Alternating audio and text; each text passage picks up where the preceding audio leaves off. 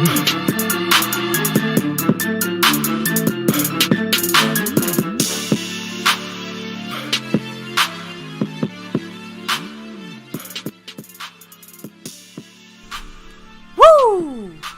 is up, YouTube? My Cowboys family here, bringing you guys the latest update on our very own Dallas Cowboys. And of course, as always, thank you so much for joining us here tonight. Take a second to hit like, subscribe, hit that notification bell, follow us on all social media at MyCowboysFamily, and hop in the Discord. The link for that's in the description box down below. Not looking back, we're looking forward. Patriots are up next. Time to look at our defense, how we're shaping up versus this New England Patriot offense. And hey, you got Mac Jones, you got Hunter Henry. We also have Ezekiel Elliott to face this week. We're going to talk about all that and more here tonight on MCF. Now, baby, we got a lot of ones on that screen. But we also are shouting out those that rep this channel here on the nightly, the weekly. Right now, we got the weekly dominators and we have the leaders this week. And let's open it up and announce who they are, baby, because the sponsor of the week, and you know why he's here. He's also the Cash App King for 7 straight weeks. Snug X. Thank you so much for representing here. Of course, showing the love and the support. And he's not the only one, right? You're looking up above. The man, Mark Hosepian. A big mahalo to him, bossing that stream around with 67 points. Yes. Still with some O-line representation and even more. A little Brock O-line Hoffman representation there, right? Today. Heck yeah. And last but certainly not least, the membership king. The man gifting it. Thank you so much to the Lunatic. Yes. Puro pinche Cowboys. Showing the love to My Cowboys family here. Speaking of the gifting memberships, who's leading it this week? You know, we have Jason Renfro on the board at 1. We got 5 on it from Brandon James Shea. So much love to Brandon James, repping it there. Second place on the overall board, by the way, for Brandon James. And then we have Mark Hosepian in first place currently, trying to take home that sponsor of the week and go, 3 out of the last 4 weeks. Snug X is, of course, repping it right now. But 7 weeks for Snug X on the stream, on the Cash App King.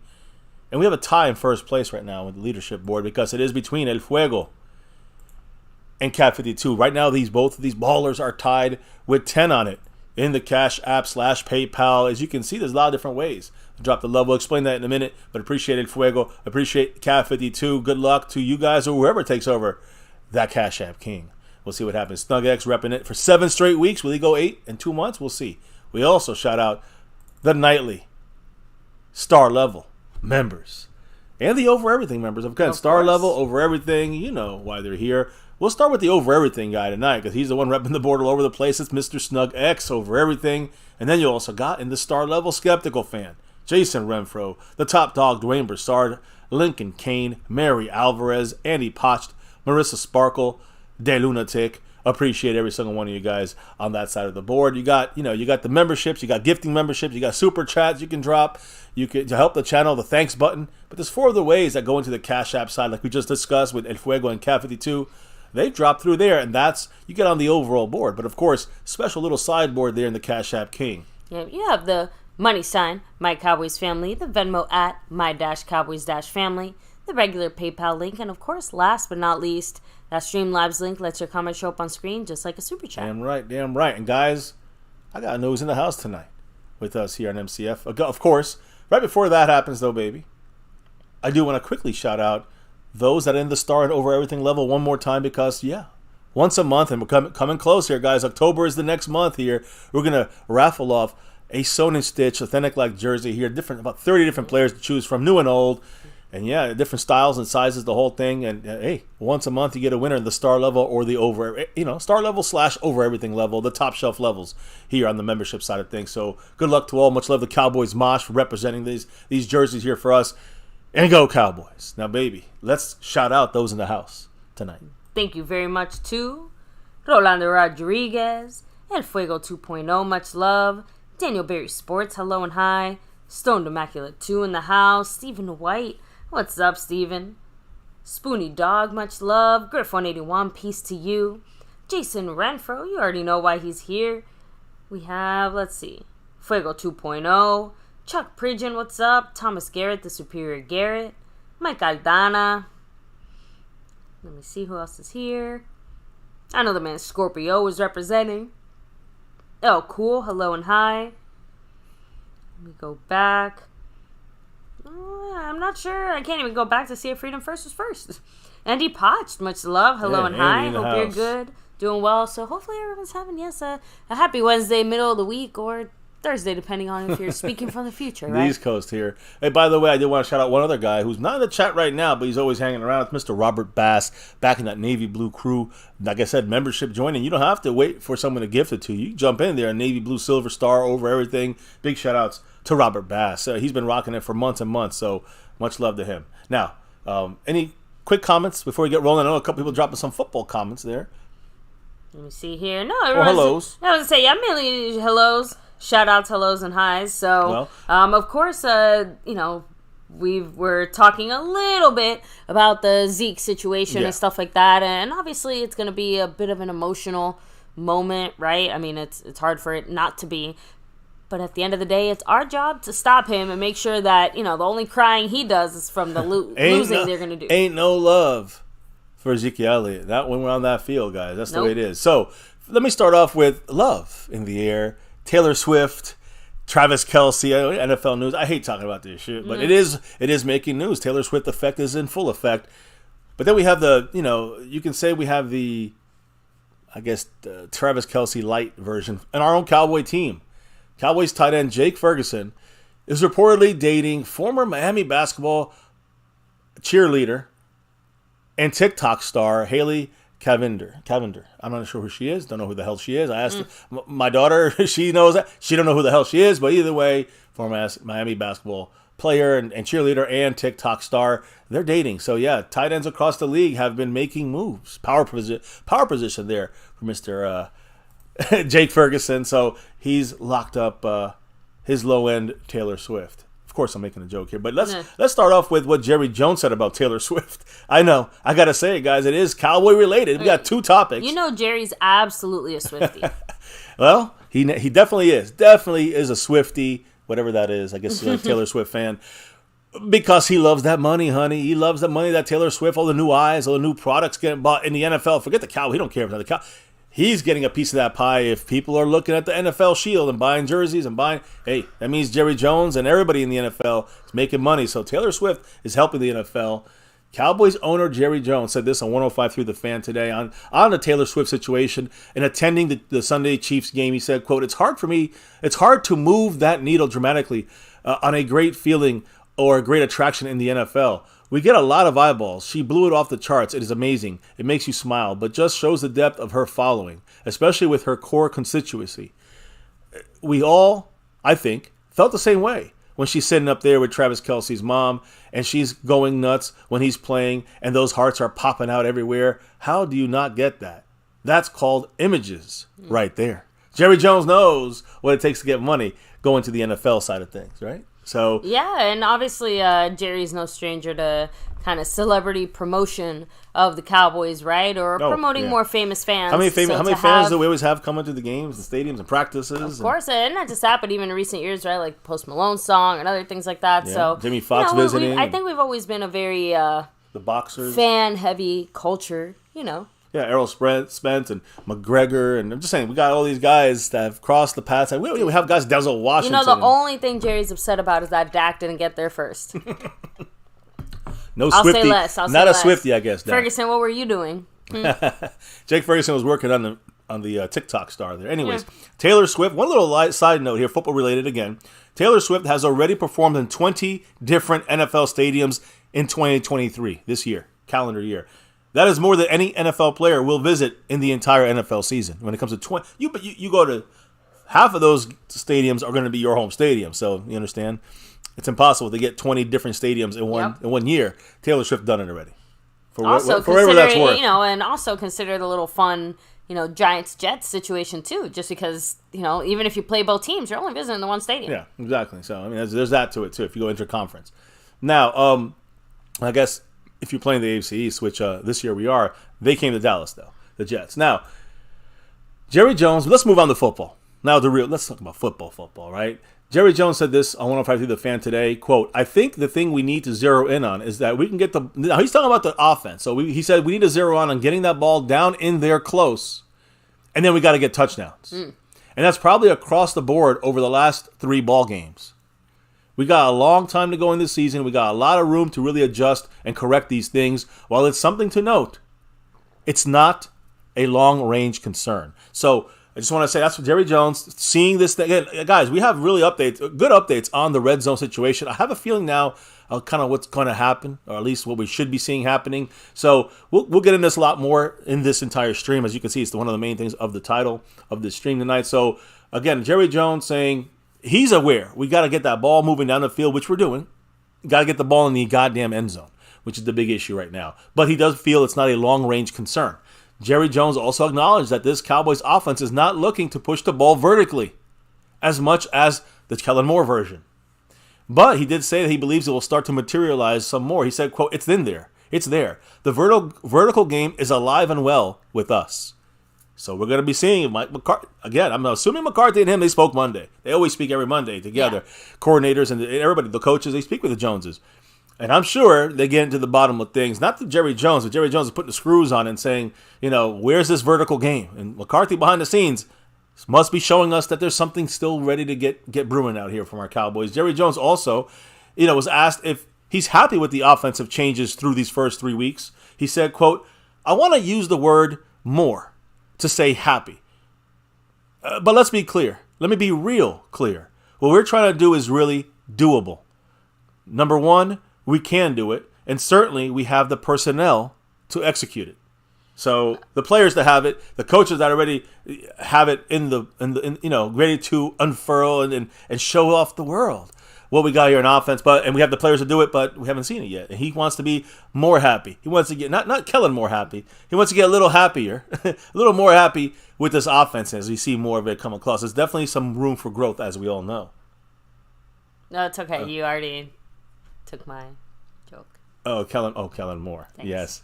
And I said it the second time. I said, that sounds like I might be referring to Kellen Moore. It's okay. Yeah, the wind has been taken out of my sails. Yeah, I see that. So now, speaking of wind. So anyway, Jerry is funny as shit for saying that. Like, that's a very delicate way of saying, give me more. Yeah, give me not Kellen Moore. Give me more. Give me more offense. Now, as far as the wind out of the sails, he didn't want to do that with Ezekiel Elliott's kind of surprise honorary mention or whatever you want to call it. So kind of little thank you to Zeke from Jerry Jones this weekend in Dallas. In Dallas, of course, AT&T Stadium, and there's going to be a tribute to Zeke. And he said, "quote I don't want to blow the surprise." When he was asked about what are you guys going to do for him this game, he then the Cowboys will definitely be honoring Zeke, and he said this, quote, he said this about Zeke, quote, as far as a running back, that the opposing team hates to tackle, I think he's at the top of the list. Zeke took a toll on those defensive players. I'll always remember that. Boy, he really could lower that shoulder pad, lower the center of gravity. I know this. As far back that I've seen him there, I mean, he really worked the defenses down. He's one of the best teammates that I've had the privilege of seeing on the Cowboys. He was inspirational. His practice habits were off the charts. He'd practice like every play was for all the marbles. So again, a big love there from Jerry Jones to his old running back, number 21 there, now number 15 with the Patriots, Ezekiel Elliott. So, just we're going to talk more about the Zeke factor here. Not really like we did yesterday, which is a more realistic kind of red zone, short yardage situation. We're going to talk more about him in kind of like the thoughts and the ways we're going to defend him. His thoughts are coming back to Dallas. That's also on the way here. Now, Zeke also Zeke spoke about things, and he passing the torch here from Jerry Jones to he Ezekiel Elliott. Obviously had quite a bit to say because again, coming back home in that way, obviously has to feel a little bit strange. I have to imagine it's maybe similar to like, I don't know, moving out of your childhood home and then maybe like, I don't know, taking a tour of it when someone else is living inside of it. You get what I mean? Like, yeah. Obviously you have all these memories here. You grew up here and it's the same, but it's completely different. Like, I don't know. Just my little 2 cents there. I have a tie break to announce here, baby. Oh. El Fuego dropped that dollar holler in the Cash App to break the tie he had with Mr. Cat 52. So as of this moment, El Fuego now all by himself in third place on the overall board, first place on that Cash App board. So appreciate him as always. And our new leader now is El Fuego on the Cash App side. He said, It says, for all I got, go Cowboys. Woo. Appreciate you, Fuego. With all Much he's love. got. Hell yeah. Appreciate you, man. And again, reiterating, he's in first place on that Cash App board. So as we keep moving on, yes, we're talking Ezekiel Elliott. He was on a conference call with Cowboy reporters. He said, quote, I haven't had a chance to talk with everyone yet, but it's going to be a little interesting, a little bit different going against the guys that I've played with for so long, but I'm still focused to trying to win this game. Obviously, we figured he wants to go into this game to win, right? Jason Renfro going in to win here with $1.93 holler right there. What did the man say? A keeping classic. Go Cowboys. Hell yeah. Much love, Jason Renfro. Thank you, Jason. Appreciate the you, of 193 on the board there.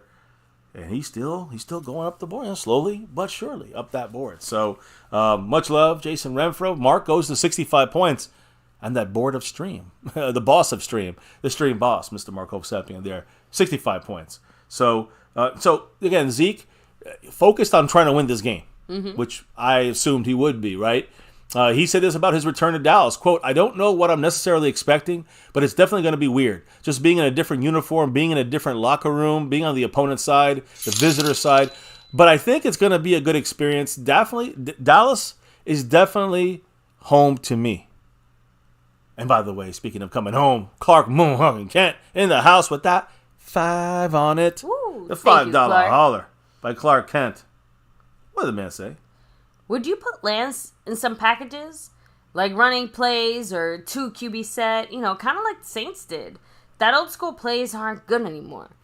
Go Cowboys. I had mentioned before the season started, or whenever we traded for Trey Lance, I said, maybe using him on some offensive plays. Maybe you have him and Dak in the same play. I mean, I don't have a big issue with doing that.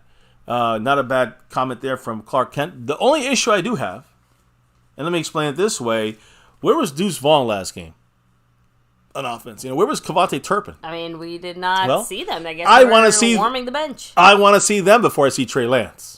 Feel me on this? So let's see some more Deuce. Let's see some more of these other guys, and then we'll throw in there. We'll get cute with Trey Lance once in a while on a couple plays, in the season. But I'm not here to rush him out there. He's progressing well, according to McCarthy. I'll go through what he said shortly about Trey Lance. And Trey Lance spoke. We spoke tomorrow. He's going to speak tomorrow for us, right? I do want to remind everybody and clarify. Remember that third QB rule doesn't mean you just get to have them ready to go and active and bam on your roster. Both of your quarterbacks have to go down before that quarterback. Yes. Is able to play. It's how you game day designate them, though.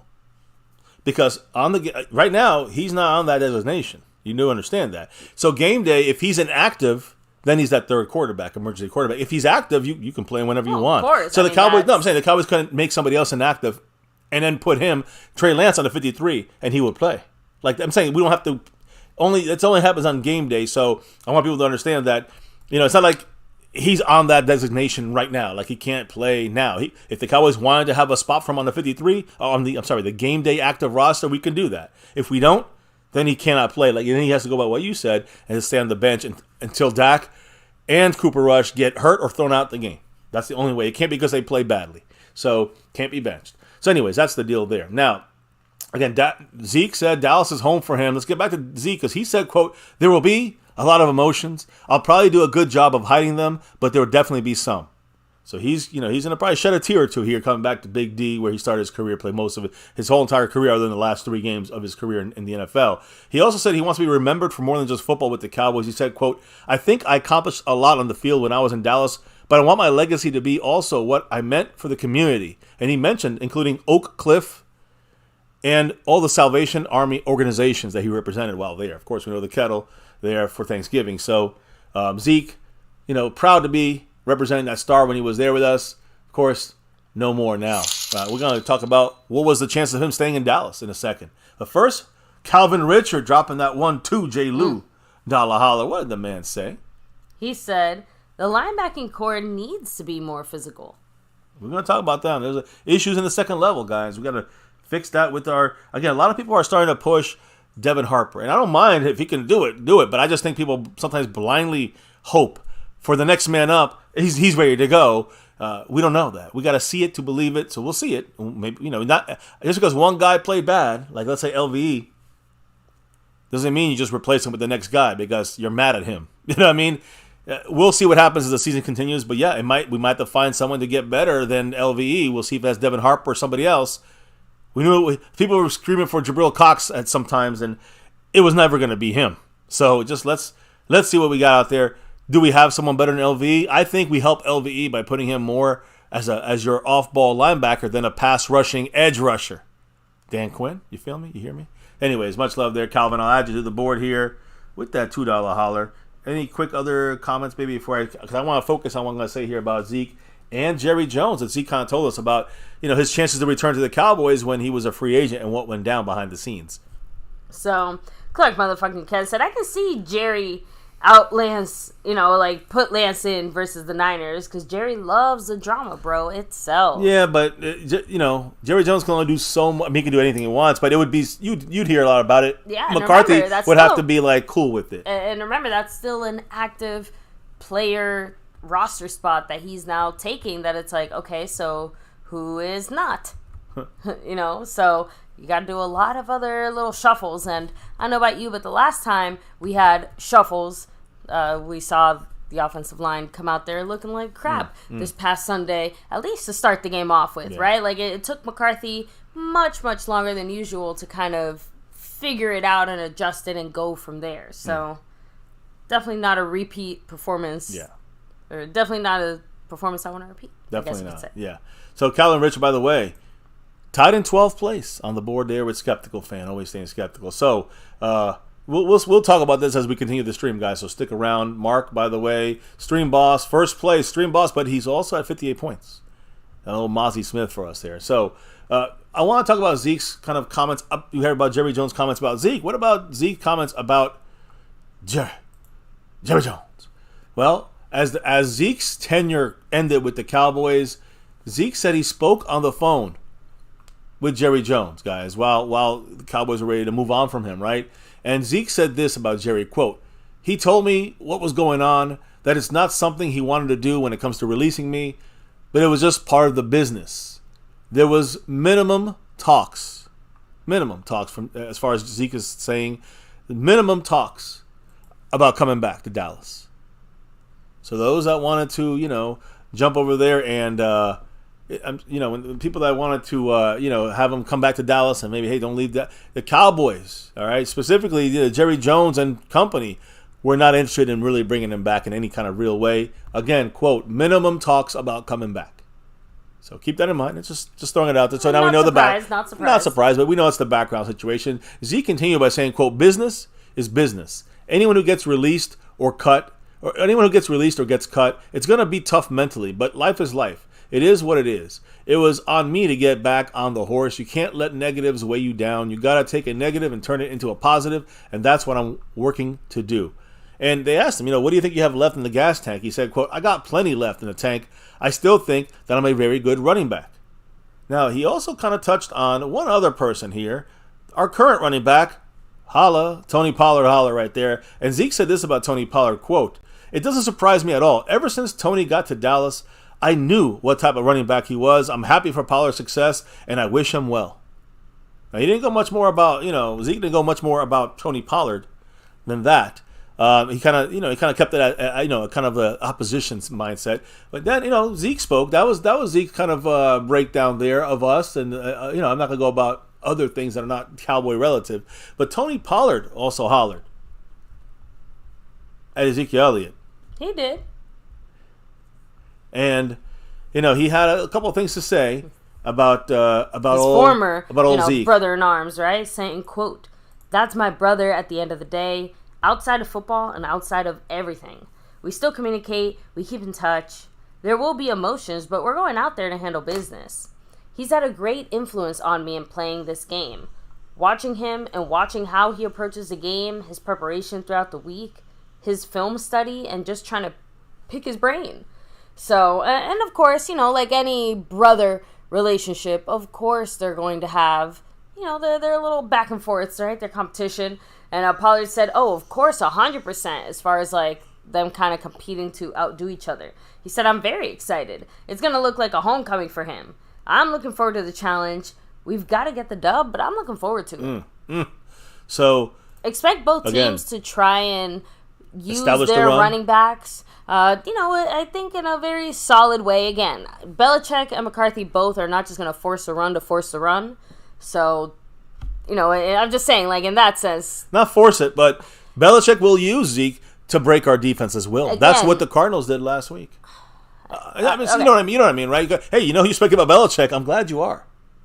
Because Belichick broke down our entire fucking team on the longest freaking introduction to his press conference I've seen. He broke down almost the whole freaking franchise. But as far as Zeke is concerned, guys, that's kind of, we'll touch on Zeke. Today we're talking about the offense for the Patriots versus our defense. So to me, that's something we'll be tracking throughout the week. But of course, tonight, even more eyes on this. Well, we went through the Jerry Jones situation with Zeke. Went through the Zeke situation with the Cowboys. We went through Pollard and Zeke. So we talked about all phases of things when it comes to Zeke and what he thinks said and the thoughts around him and our players here. Pollard, they're competing to get more yards, to have the better day. We'll see what happens, because it's not that easy to say, yes, our defense got to stop Zeke or wherever the running back is, and we have to, kind of, I guess, continue to run well that we've done last week. But you can't be running when there's 4 minutes to go and keep wasting clock, and you're down by 2 scores. So you got to be smart when you run too. Anyways, we'll see what happens. But we know that McCarthy wants to be more aggressive with the passing on the early downs and too much running in those early downs, those last last game against the Cardinals. So we'll see what happens. We'll see. We got to wait and see, guys. Now, as we go from Zeke from the Patriots, we got to go to their head coach, the Patriot Bill, whatever you want to call him, right there, Bill Belichick. And we put him in the Patriot hat. We're kind of making fun of him. Why don't you break down he went to a lengthy introduction and breakdown of the Dallas Cowboys, and he went historic. He went historic with this one, baby. So as I fix Bill's face here, I'm going to give you the floor, and I want you to tell us what Big Bill here said. He said, it's always interesting to look at Dallas here. Obviously a really good football team. They've been good for quite a while. They made a few adjustments last year. Jerry. Steven put together a great organization. Mike McCarthy has kind of evolved things a little bit this year, offensively, with his role in it. Dan Quinn does a great job with their defense, which is, once again, near the top of the league in a lot of categories, most importantly, points. Bones does a great job with the kicking game.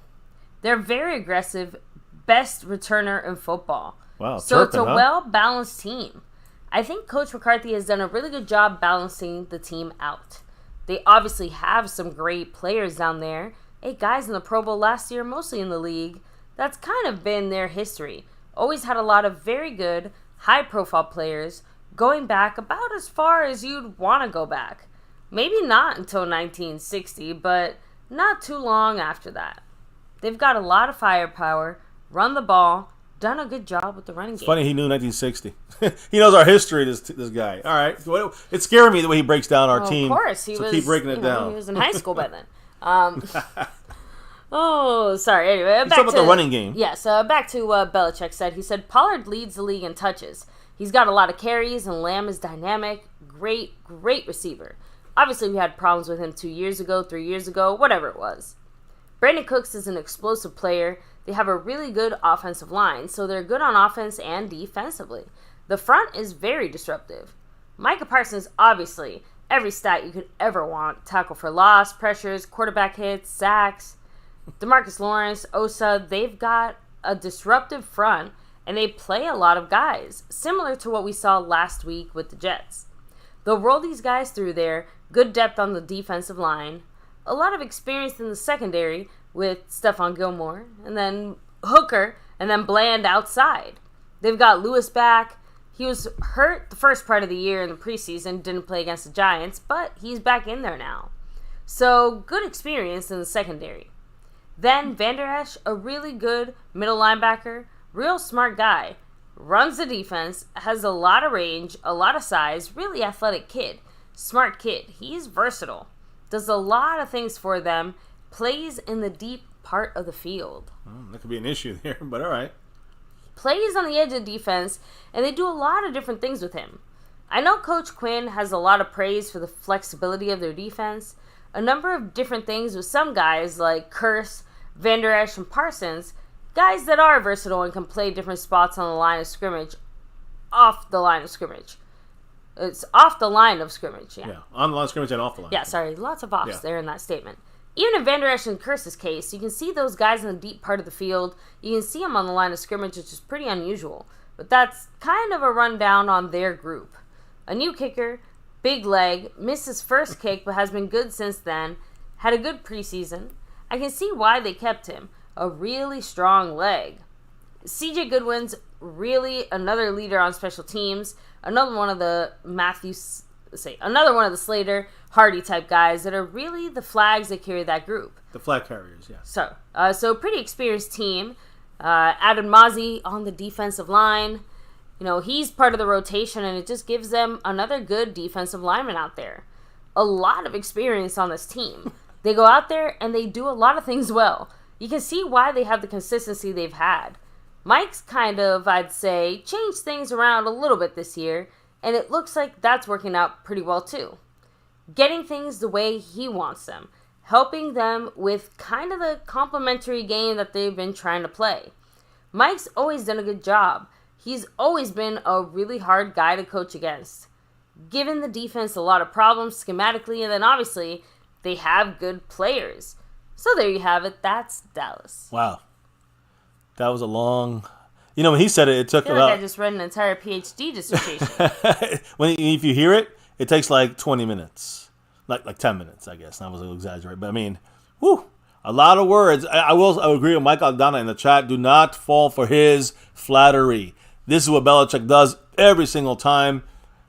Not that we fall for it. We don't. But I'm just saying, like, I hope no one's thinking, oh, man, he really admires us. I don't know. I think he's playing the game. Now, he also spoke specifically, him and Mac Jones spoke about Micah Parsons, guys. And, you know, obviously the best player in our defense, I think the best player in our team, maybe the best guy in the league. What did they say about Micah Parsons starting with Bill Belichick? So, he said, I wouldn't put anybody ahead of Lawrence. Again, you got to put it in context, baby. Because he was talking about Micah Parsons in comparison to LT. So, again, earlier in the week, Bill Belichick compared Parsons' skill set to Lawrence Taylor's. What did he say about that? Go ahead. He said, I wouldn't put anybody ahead of Lawrence Taylor, period. He tilted the field for a decade. Until somebody does that, personally, I'm not putting anybody ahead of Lawrence Taylor, not yet. And then you had Mac Jones speak about Micah Parsons. What did he say? Well, Mac Jones said, that he's the best player we've gone against so far. Yeah, I mean, they've gone against him. Yeah, I think he went against him in his rookie year, if I'm not mistaken, Mac Jones. So he already knows what Micah's going to bring. We'll see. Again, we beat him in overtime. If you remember that 2 years ago, Micah's ready for more against this Belichick team. So that's I don't know, any quick comments on this and Belichick? We're going to move on to our guys now and kind of break down a couple moves. One move we made on our roster, and of course, injury updates. Getting ready for this kind of offensive breakdown of the Patriots. Yeah, Stone Immaculate said the Patriots only allowed 23 points against the Dolphins. They lost, but that's still pretty good. And yeah, especially considering what a high-powered offense they obviously seem to have, right? Yeah, the Dolphins. The defense I've been saying this yesterday when we took a first look, guys. They have a damn good defense. They have as many pass rushers as we got. So keep that in mind. So, I don't know, it's just kind of rolling back here. Mike Aldana said, Belichick's going to talk your ear off. Yeah, they asked him one single question about the Cowboys, and he's like, you know what? I don't think they asked him. He just started talking about it. I don't want to answer 20 questions. Yeah, he's like, I'm just going to say everything, and then that way you can't ask me a single question. Yep. So, again, Belichick had his time in front of the microphone. Mike Aldana throwing out there, too, don't get sucked in with all Belichick's flattery. Exactly. That's what I was saying earlier. So, Patriot Bill off the board there because now we bring in our guy. Mike McCarthy going to give us a couple updates here. Mike McCarthy today, speaking about the Patriots and Ezekiel Elliott, said that he expects Zeke to be a big part of the Patriots' offensive game plan. We're going to talk about that offense today, but he expects him to be part of that game plan and to attack the Cowboy run defense, which, I mean, everyone knows it's going to come here. This is coming. So I know you said there might be playing. Belichick is going to run probably a lot in this game against us. It would be smart for him to do that. If he wants to help out his quarterback, that's what he would do. When you see the other side of the ball, when it comes to our offense versus their defense, McCarthy mentioned one guy. He actually spoke about the Patriots rookie cornerback, Christian Gonzalez. I think it's from Oregon, if I'm not mistaken. And I liked him in the draft. I think he didn't get to us. But the point is, the Patriots got him. And according to McCarthy, he said, quote, he's an excellent prospect coming out of college and has a very good start to his career. Extremely athletic cornerback. I've been impressed with his play so far. He also said he expects Patriots cornerback Christian Gonzalez to follow CeeDee Lamb across the field. Outside, inside, slot, doesn't matter. CeeDee Lamb will be covered probably by Christian Gonzalez all day long. So Mike McCarthy now knows he better devise things for the other guys.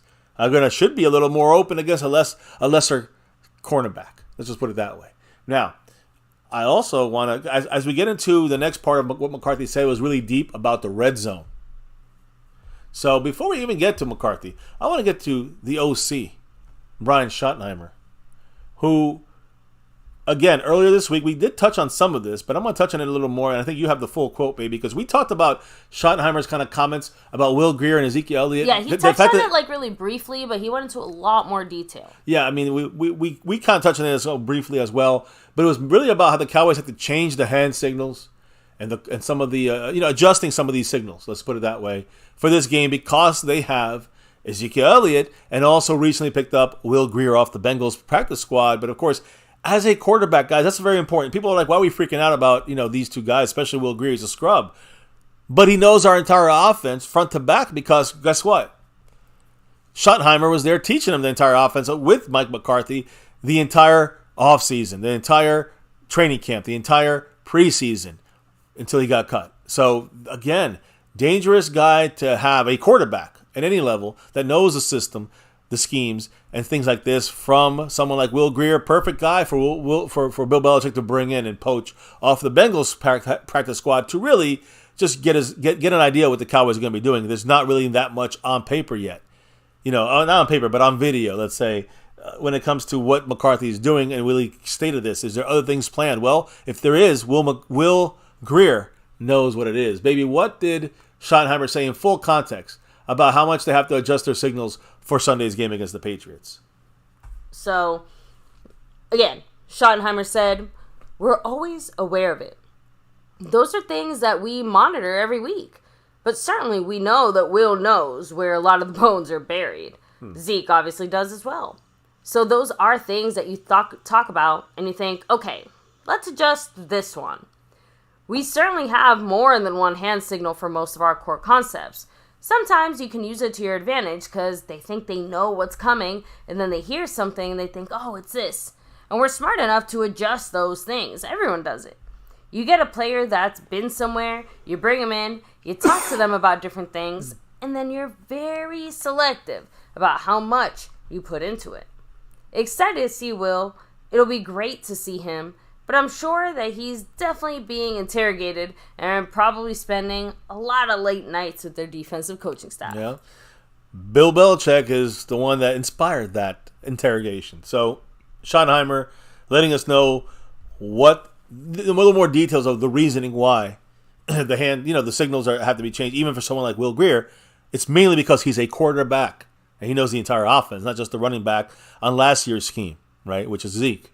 So, I want to kind of go from our offensive kind of play calling. This is going to be much more heavier concentrated tomorrow when our offense versus their defense, and their defense is good. But I want to discuss here what McCarthy's going to do about the red zone. He talked about it after the game. He talked about it yesterday in his first press conference back.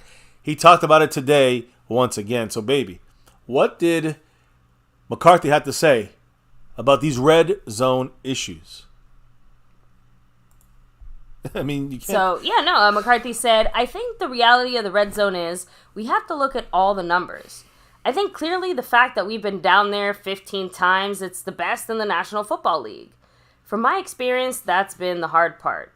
Clearly the stat that we're all talking about is the touchdown conversions, the efficiency. We need to clearly be better in that.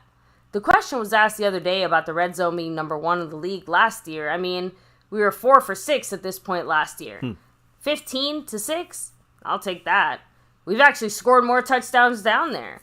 It's a blinking light. As I told the team today, we're 3 games in. Stats clearly don't tell the story, but they give you things that you need to look at. We've got 3 blinking lights as a football team. Team penalties, red zone offense, and run defense. So I guess the Cowboys car, needs an oil change, you could say. Is that what he's trying to imply? I think he's not implying anything. He's telling us exactly what we discussed the other night. The other night, guys, remember we had that poll on Monday night, kind of figuring out what were the biggest blames, issues on this team. He literally discussed all 3 of them. He discussed all 3, specifically the run defense, penalties, and red zone offense. This is not what we had. We had injuries as well. You can't really help injuries, but the injuries, we actually made a move on that today. I'll discuss that in a minute. But more importantly, these are the big 3. You guys voted on it. I think like 9% said injuries. Everybody else said the other 3. These are the things the Cowboys are focusing on. We as fans know this, see it. McCarthy obviously sees this, and at least he's not trying to bullshit us and work behind the scenes saying, "Oh yeah, I'm going to talk about it here, but I'm going to ignore the red zone part. Like I'm going to talk about the injuries or the penalties or whatever." But he's focusing on the things that truly must get fixed for this team to be back on track as a quote unquote strong playoff or Super Bowl run type of team. So I really like what McCarthy said. In the sense of this, baby. Let me bring it up because we said earlier in the stream, Jerry Jones said that he feels like there's a short problem, not a long-term issue in the red zone. Think about what you just read, what he just said. We've reached the red zone 15 times. That is the NFL high. That is number 1 in the NFL. That's it. That means we have an efficient fucking offense. Where's my family at in the chat? Yeah, now, not everything is broken. And again, it kind of ties into the whole Jerry's comments, like he wants to see more, right? It's not like he hasn't seen something he didn't like. It's just he wants to see more of that thing that was doing so well and he liked. But that's the thing we're doing well, we're still doing well. The thing we're not doing well has not been fixed yet. Mm-hmm. So moving the ball down the field, you would figure it would be an option. It would be an option. It would be an issue moving the ball down if you could not score in the end zone either, in the red zone. But that's not the case. The Cowboys are moving down the field now 15 times this year in 3 games. That's number 1 in the NFL. So we can get down there. It's not like we're getting it from the defense every time either. Yeah. Keep that in mind, guys. And that's number 1. This last game, every time we went down there, it was offense only. Every time. So, again, that's one thing he made a great point about. I also think, if you look at last year with Kellen Moore, now I do know, and McCarthy kind of, you got to also add in there that we didn't have Dak Prescott. And the offense kind of switched around.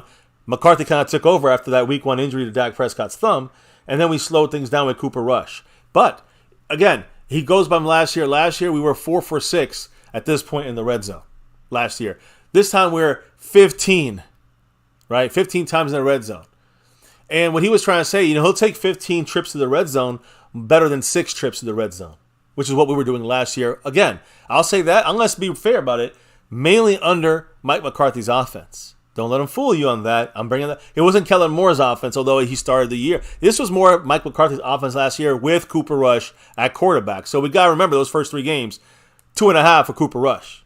That's why we were inefficient last year. But we are killing that, and we're killing it in the league this year in the whole NFL. We have the most drives in the goddamn red zone than anybody in the league. So that tells me this offense will do it. Has to do it. It's about getting the right clicking of plays in the red zone and get that shit moving. If we get that moving, we'll be a top offense. So again, that's how this goes, and I'm glad that he talked about it in a deep kind of way. He actually went into it some more. But again, I think that the blinking lights comment is also very important. I love the fact that he's talking about 15 times, the number 1 in the NFL, crushes last year's times in the red zone. So it's efficient. It's an efficient offense. It's not a high-flying offense, but it's an efficient offense that gets the job done until the fucking red zone. If there's a way we can score touchdowns from the 21-yard line, it'd be great. But scoring touchdowns in the red zone has been the biggest issue, obviously, and I don't think he has plays that really can score from. I'm going to be real about this. That score from that distance. They're made to creep up the field slowly and moving and chugging, and then it's supposed to get in the end zone, and it doesn't. So he actually expanded on that some more, baby. because he also kind of said, what the plan is now to fit. He knows, okay, we identified the 3 problems, right? Yeah, so now, what do we do about it? Team penalties, the run defense. All right, we don't know what we're going to do about penalties. We talked about Novak, the ref, in detail yesterday. We did the ref check. If you missed it, check it out.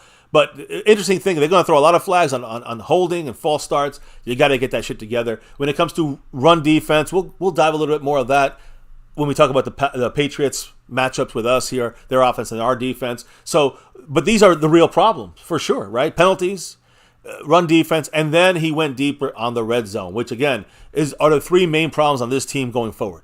So what else did he have to, kind of say about how we're going to fix this shit going forward with the red zone issues? He said, quote, "We will spend more time on red zone this week. That's just the way I've always done it. When things aren't right, just work harder at it and spend more time on it. It's week 3, and we know what our numbers are. We were last in the league on 3rd down a couple weeks into it last year, and that turned out pretty good. We're not going to overreact to this. The most important thing is we're getting down there more than anybody. We lead the league in 10-plus drives. We're moving the ball. That's the hard part. We have some strong feelings on things we know we can improve on." Again. So whatever it is, he sounds like, they're going to work on it. We're not telling us what they're going to do, but they're working on it in the red zone. He says that we're moving the ball, which is true. We also, again, he said that, 10-plus plays. We've had, we're leading right now in 10 or, more play drives. And that's pretty hard. That means we're keeping the clock moving. We're resting the defense. I mean, again, this is just the byproduct of having this kind of, we control the clock. Shit, we killed the Jets on the clock, like 42 to 18 minutes in the game. So I'm just saying, we are doing a good job, and he knows it. And he said, again, moving the ball, that's all good. But then the hard part comes on figuring it out. And he said they do have some really good things that they know that they can improve on in the red zone. We do that, we're sitting pretty, guys. But again, big if. We had a big if about can McCarthy get Dak in tune with this Texas Coast offense. Yeah. Guess what that if was? We know he can do it. We've seen it. It's working great. It's efficient. It's good. It's not high flying, but it's efficient. That's what I care about. It don't make mistakes, and it gets you points down the field. The points got to turn to touchdowns, and people want to blame Dak. It's not on Dak. It's not. It's on everybody, but it's not. It's the main person is Mike McCarthy, and he knows he's got to figure it out. How will he use Dak more in his legs? Will he use more Deuce Vaughn and Turpin? That's what I want to see. In small spaces, you want the shifty, quicker guys. So you want Turpin, you want Deuce Vaughn. Let's see what happens. Use Dak's legs. That's 3 little quick, I like the fade routes in the corners. You can, our receivers, CeeDee Lamb, Gallup, they can jump up there and they will eventually get the flags called and it will stay called. You know what I mean? So I like this mindset of McCarthy. You just got to get the shit done. We got to get our offensive lineman back and we can run better as well in the red zone. These things are the keys getting back on it, in my opinion. So any quick comments on this, maybe on the red zone side of things as we move on? Because the Cowboys did another injury situation at center. Not injury, but a move to help the center spot. We'll talk about saying it. We can move the ball all game long, but if you can't score touchdowns, then what's the point? Again, the point is that we beat the Giants and the Jets 30-0, and 30-10 and 40-0. But the thing is that you can't sustain that against better teams, and especially in the playoffs. Exactly. We can get away with that shit during the regular season, but even that same team in the playoffs is probably going to look very different. When you need those extra points from your offense, they got to come through sometimes. Yeah. They're not the main problem. Says come through like the playoffs, right? Well, I'm just saying they got to come through with touchdowns. That's the come through we need. So, again, I want to reiterate, we need it sometimes from them. In the playoffs, we might need it, and that's going to be like a do or die. We need the offense to get those touchdowns in the red zone. Hopefully by then that shit's figured out. But if we didn't stop the run, we're not making the playoffs. If our defense didn't stop the run, we're not making the playoffs. So, again, that's why that's the bigger problem. The offense can still stagnate, and we can get through it in the regular season. But by the playoffs, we got to get that shit fixed. The run defense, if that don't get fixed, then it doesn't really matter what we do on offense, to be honest, guys. I guess it could, but then we got to play a strategic, sweated-out game every single week in the regular season. We're not going to make it in this. We're not going to get to the Super Bowl with that shit. So, again, to be elite, to be as close to a Super Bowl type team, you got to get back on track in those ways that I just said. Stopping the run, stopping those stupid penalties, and red zone offense to clinch games when we need them. We need the offense to come through for a game or two for us. In the playoffs, we need them to come through.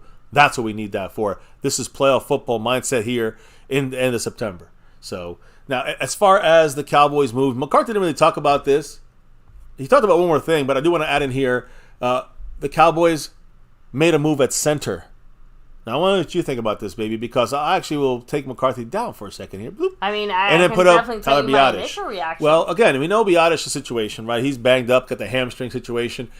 The Cowboys today signed center Billy Price to our practice squad. Now, again, practice squad signing. He's not on the 53. So this was announced today. This also, just so you guys know, we had a vacancy because we had signed C.J. Goodwin from our practice squad to a 53-man roster already. That was a couple days ago, last week. So that promotion on the 53 left an open spot in the practice squad. Now it is filled by a center, Billy Price.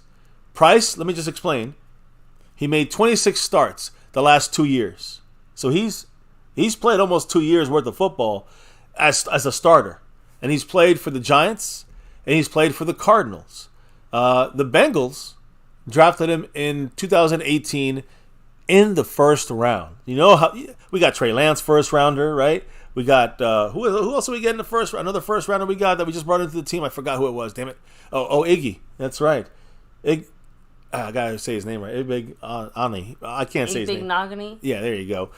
Those two guys are former first round picks. Now we have another one, Billy Price, who I've heard of him. I don't think he ever was anything good, obviously, in the league. I mean, we know that we're collecting former first-round picks like their Pokemon cards at this rate. Well, again, 26 starts in the last 2 years. At least he's a starter. And he's not a starter for us. He's got to be a backup for us on the practice squad. So, starter veteran mindset there as a backup center. I like that better than Brock Hoffman.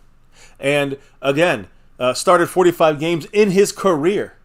So, again, he's been active the last 2 years, 26 starts, but he has another 19 starts before that in his, since 2018. So he has 45 started games. He started 11 last year for the Cardinals. 11 starts. So what does this tell you? What does it tell you, baby? What is your thought on this when it relates to Biadasz? Does it relate anything to the Tyler obviously the Billy Price does. signing? I mean, look, as soon as I heard it, like I said, my little antenna went up, and my initial first thought when I first heard it, remember guys, it's just my opinion, I'm like, oh shit, Biadasz is more seriously hurt than the Cowboys let on. Like, that was just my initial thought. Like, okay, he's definitely more banged up than just a little baby tweak or just missing the 1 week or something like that.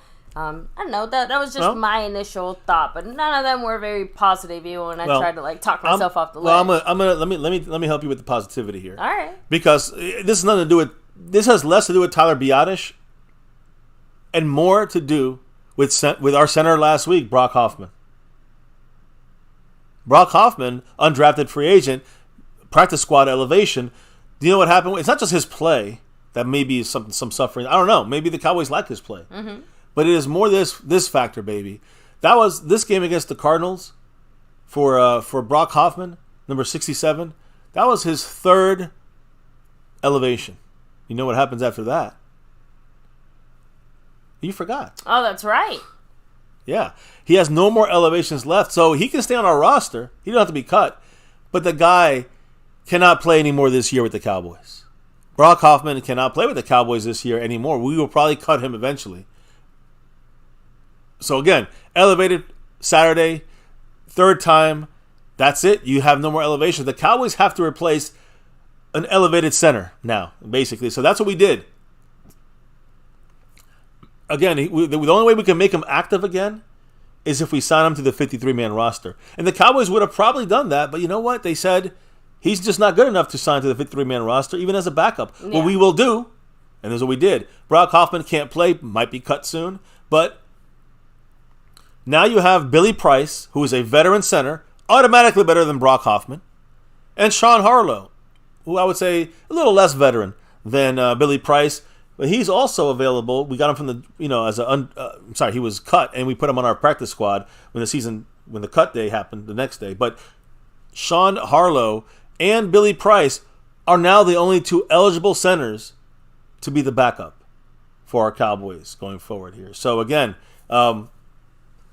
if Biadasz is still hurt, obviously it's not Brock Hoffman now. Now the Cowboys are going to bank on Sean Harlow to start or Billy Price to start.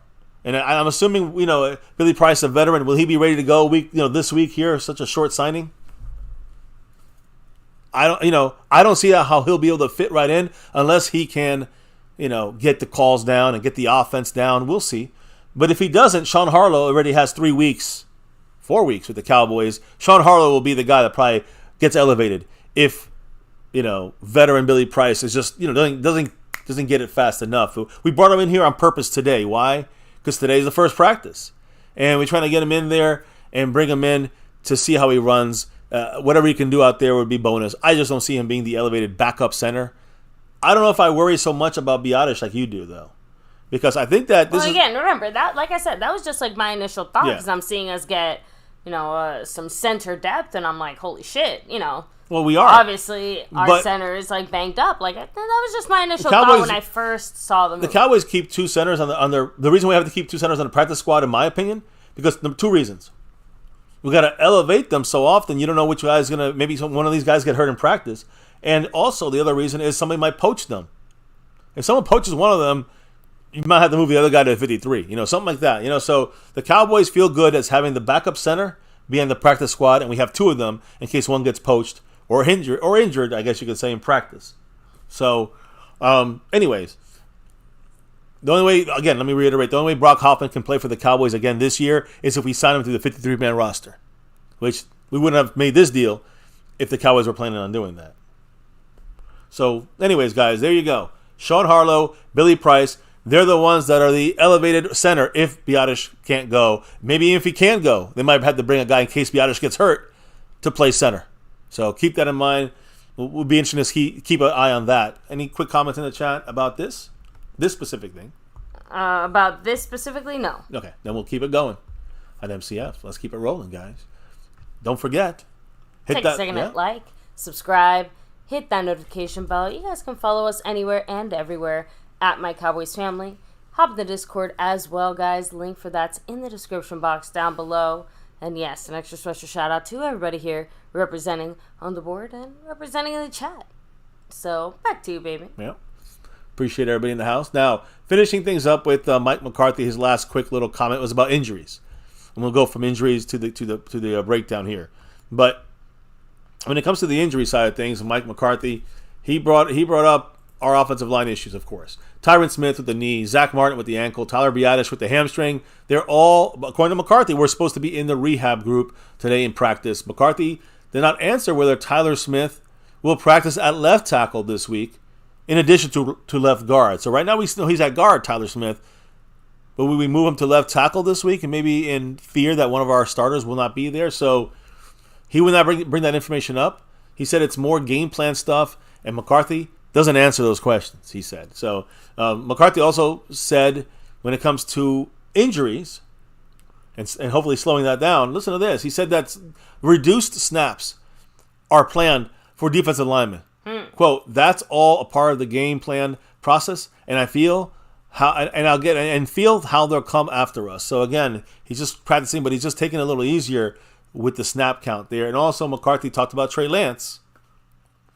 Said that Trey Lance has performed well in his work over the last month. He said, quote, I'm glad he's here. He was a great addition. He has a lot of potential.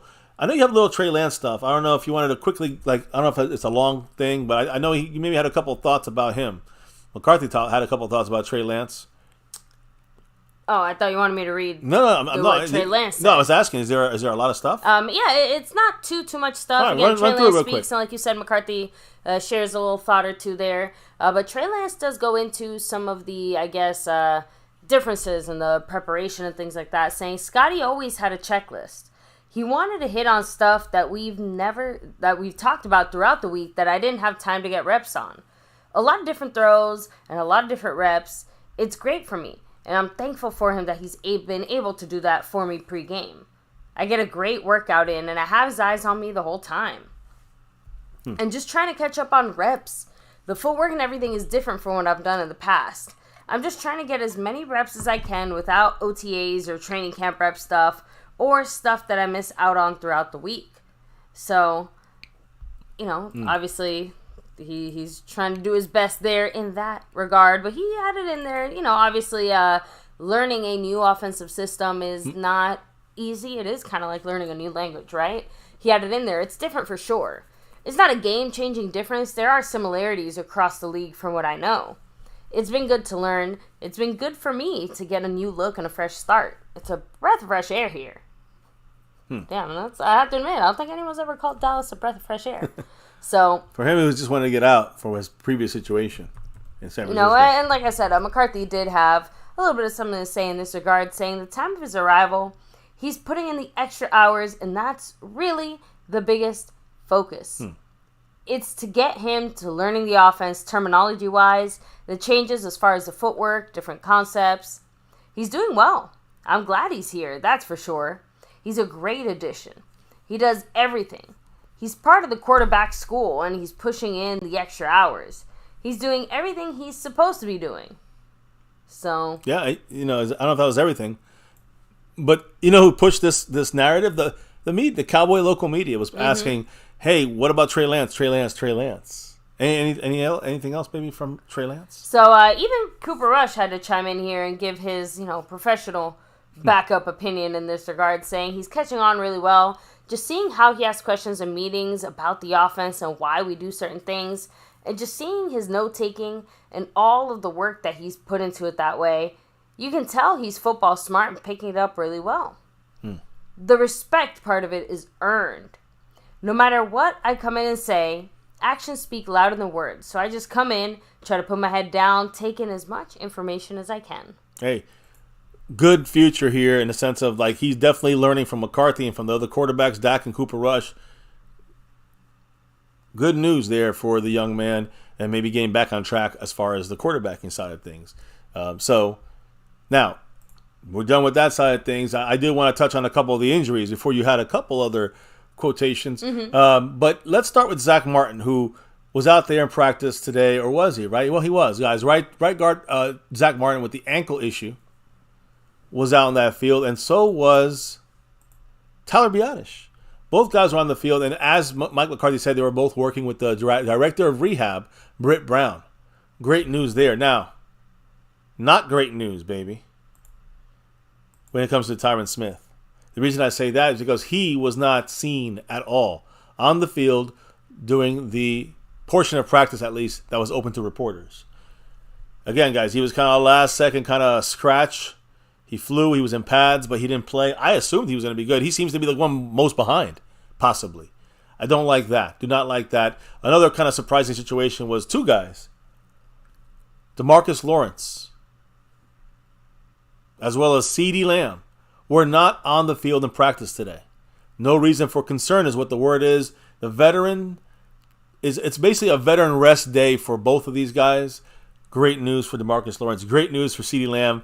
We'll have them both ready to go. The only other guy that was kind of interesting information on him on the practice side of things was Tony Pollard, practicing, but expected to see a lighter workload of practice. So expect to see him maybe even listed limited somewhere during the week in practice. We'll see what happens.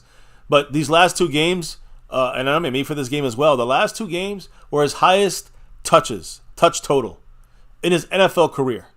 I'm talking about week 3 and week 4. Against the Jets and against the Cardinals. So you might want to lighten the load for the game as well for Tony Pollard. We'll see what the Cowboys do. And I love how all of you guys write it all together. Just said rest day, rest day. Yes, rest, exactly. Thank you. Everyone's good on that. No freaking out at all on that side of things. Now the actual injury report came out. And who do we see on here? Simple, guys. CeeDee Lamb and DeMarcus Lawrence did not practice. It was a rest day, a veteran day for these guys. We had Tyler Biadasz with the hamstring did not practice. Zach Martin, of course, with the ankle did not practice. And Tyron Smith, all three offensive linemen, did not practice.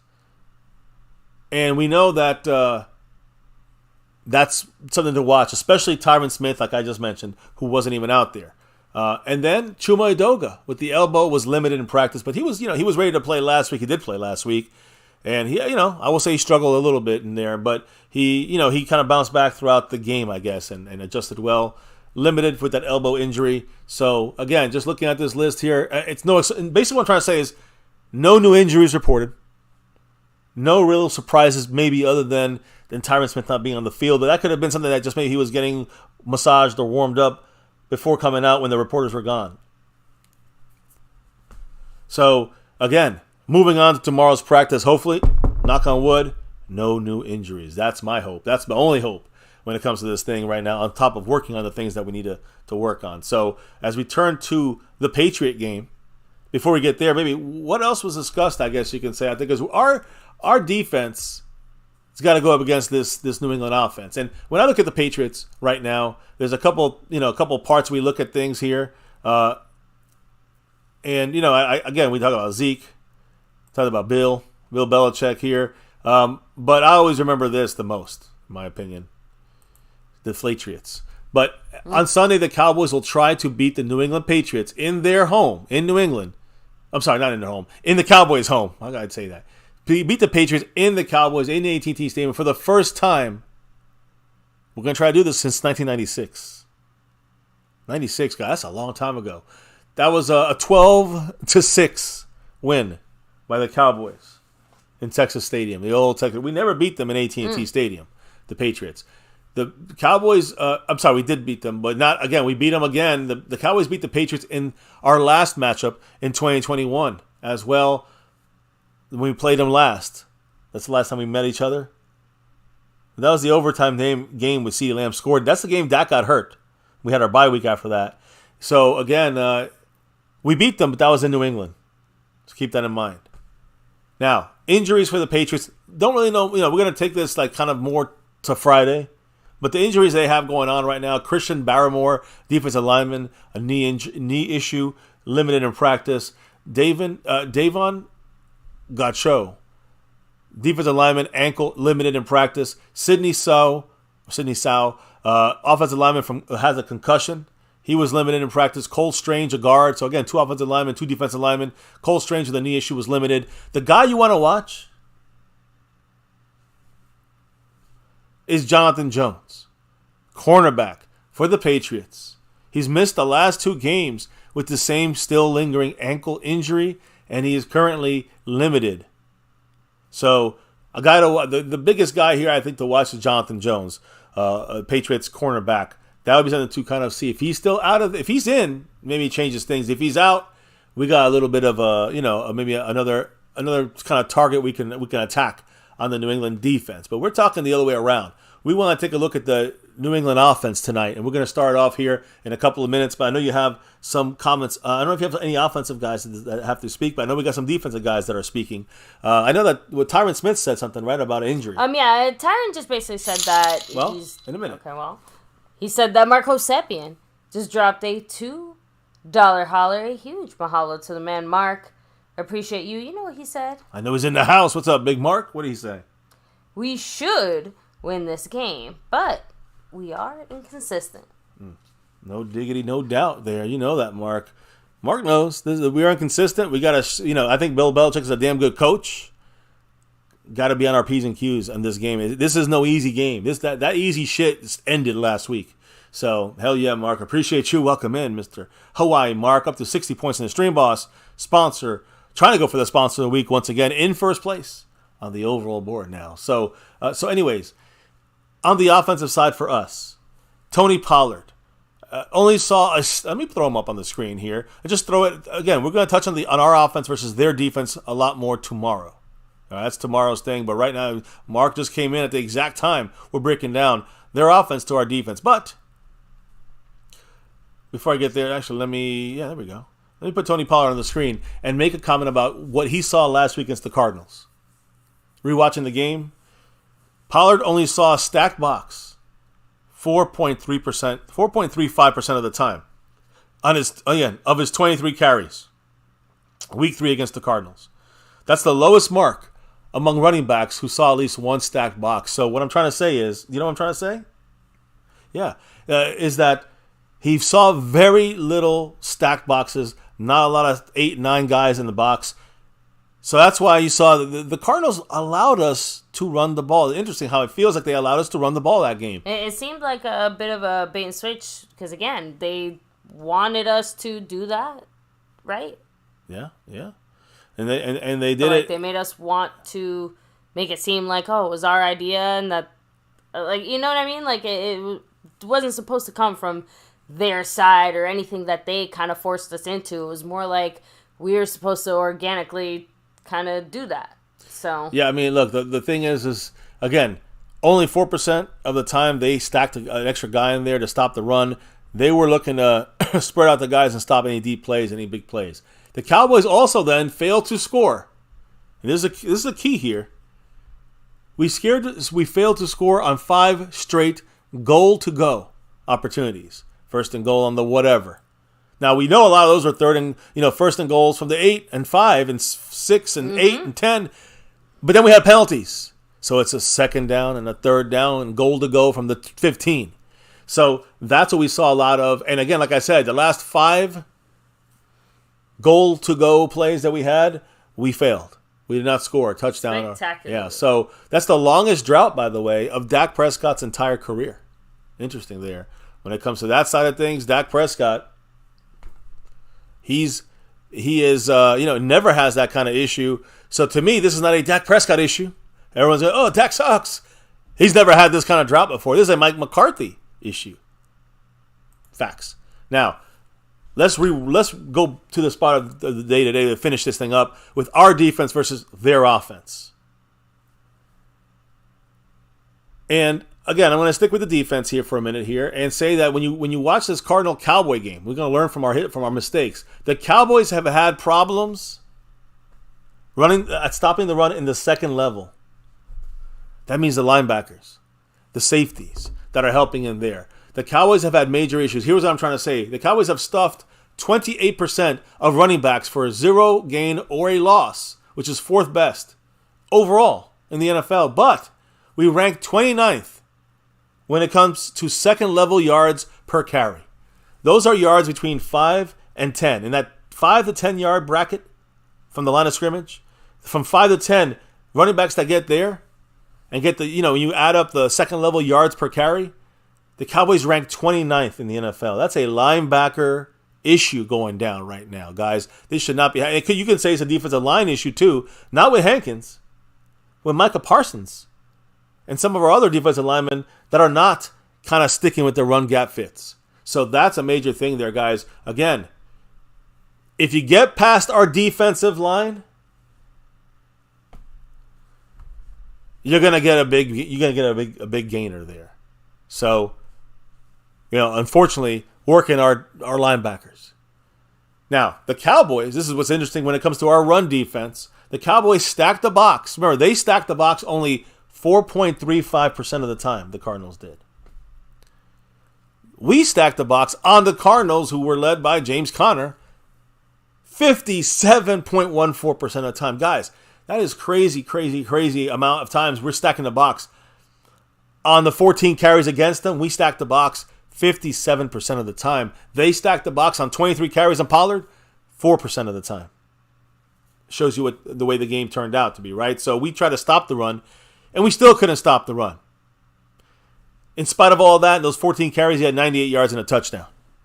So, again, Dan Quinn, that's why I said that's the biggest problem right now on this team. Now, going to the defensive side, I know you have a couple comments from Micah Parsons, because he's got to run this show. He's got to figure it out, but being the leader of this defense, with Dan Quinn, of course.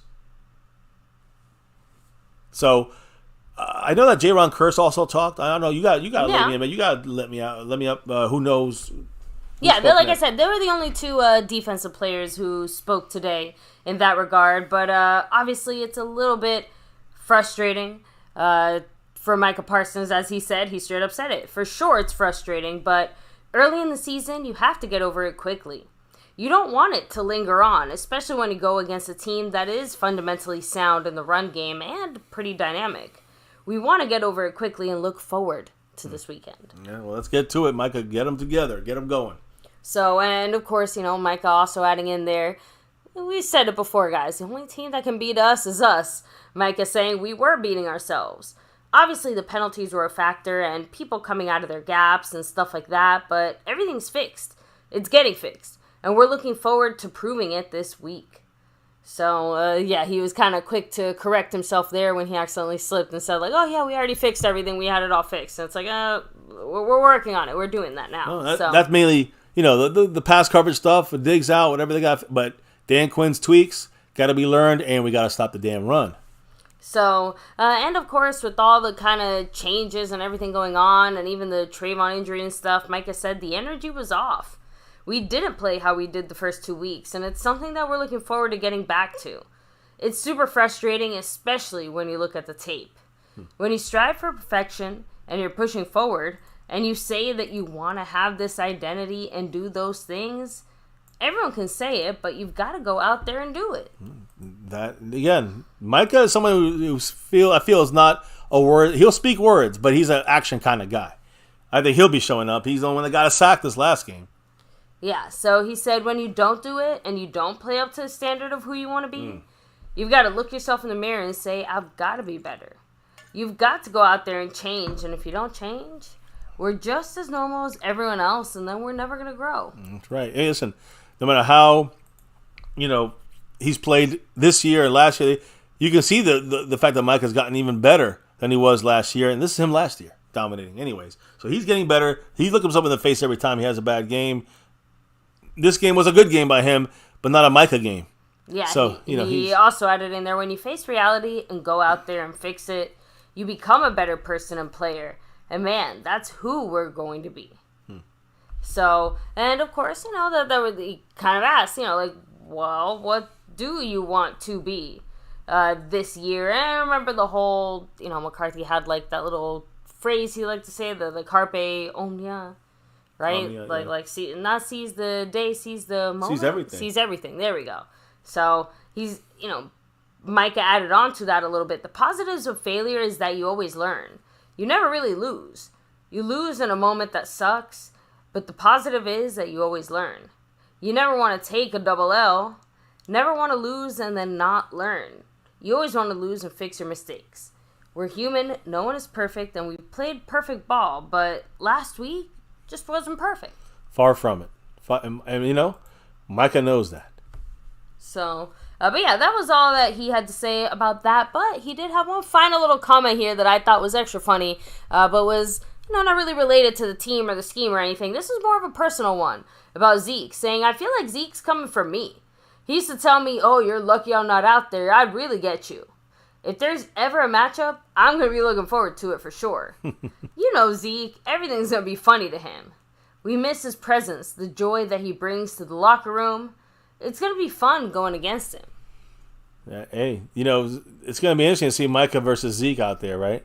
Sure, they've seen it in practice a lot, but now we're going to see it, in action against, another uniforms when it comes to Zeke.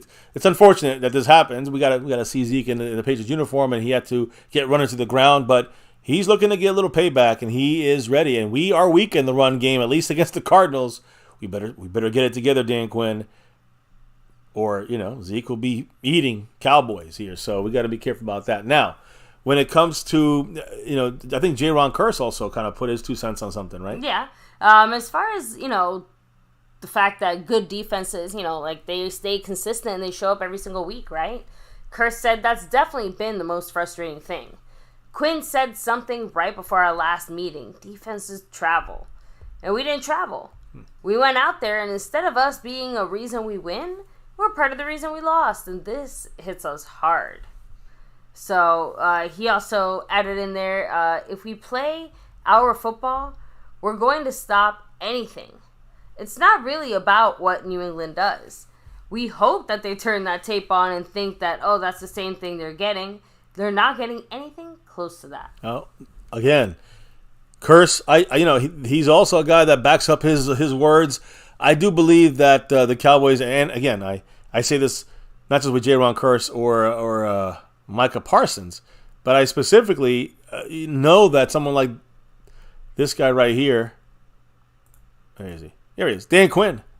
I know someone like Dan Quinn is going to definitely have this, the issues we had, he's going to look at, focus, and say, hey, we got to fix this like this, this, and this. Some people are throwing into the mix there, in the chat, they're throwing in their comments about different players that they should see more, like Wanye Thomas and others.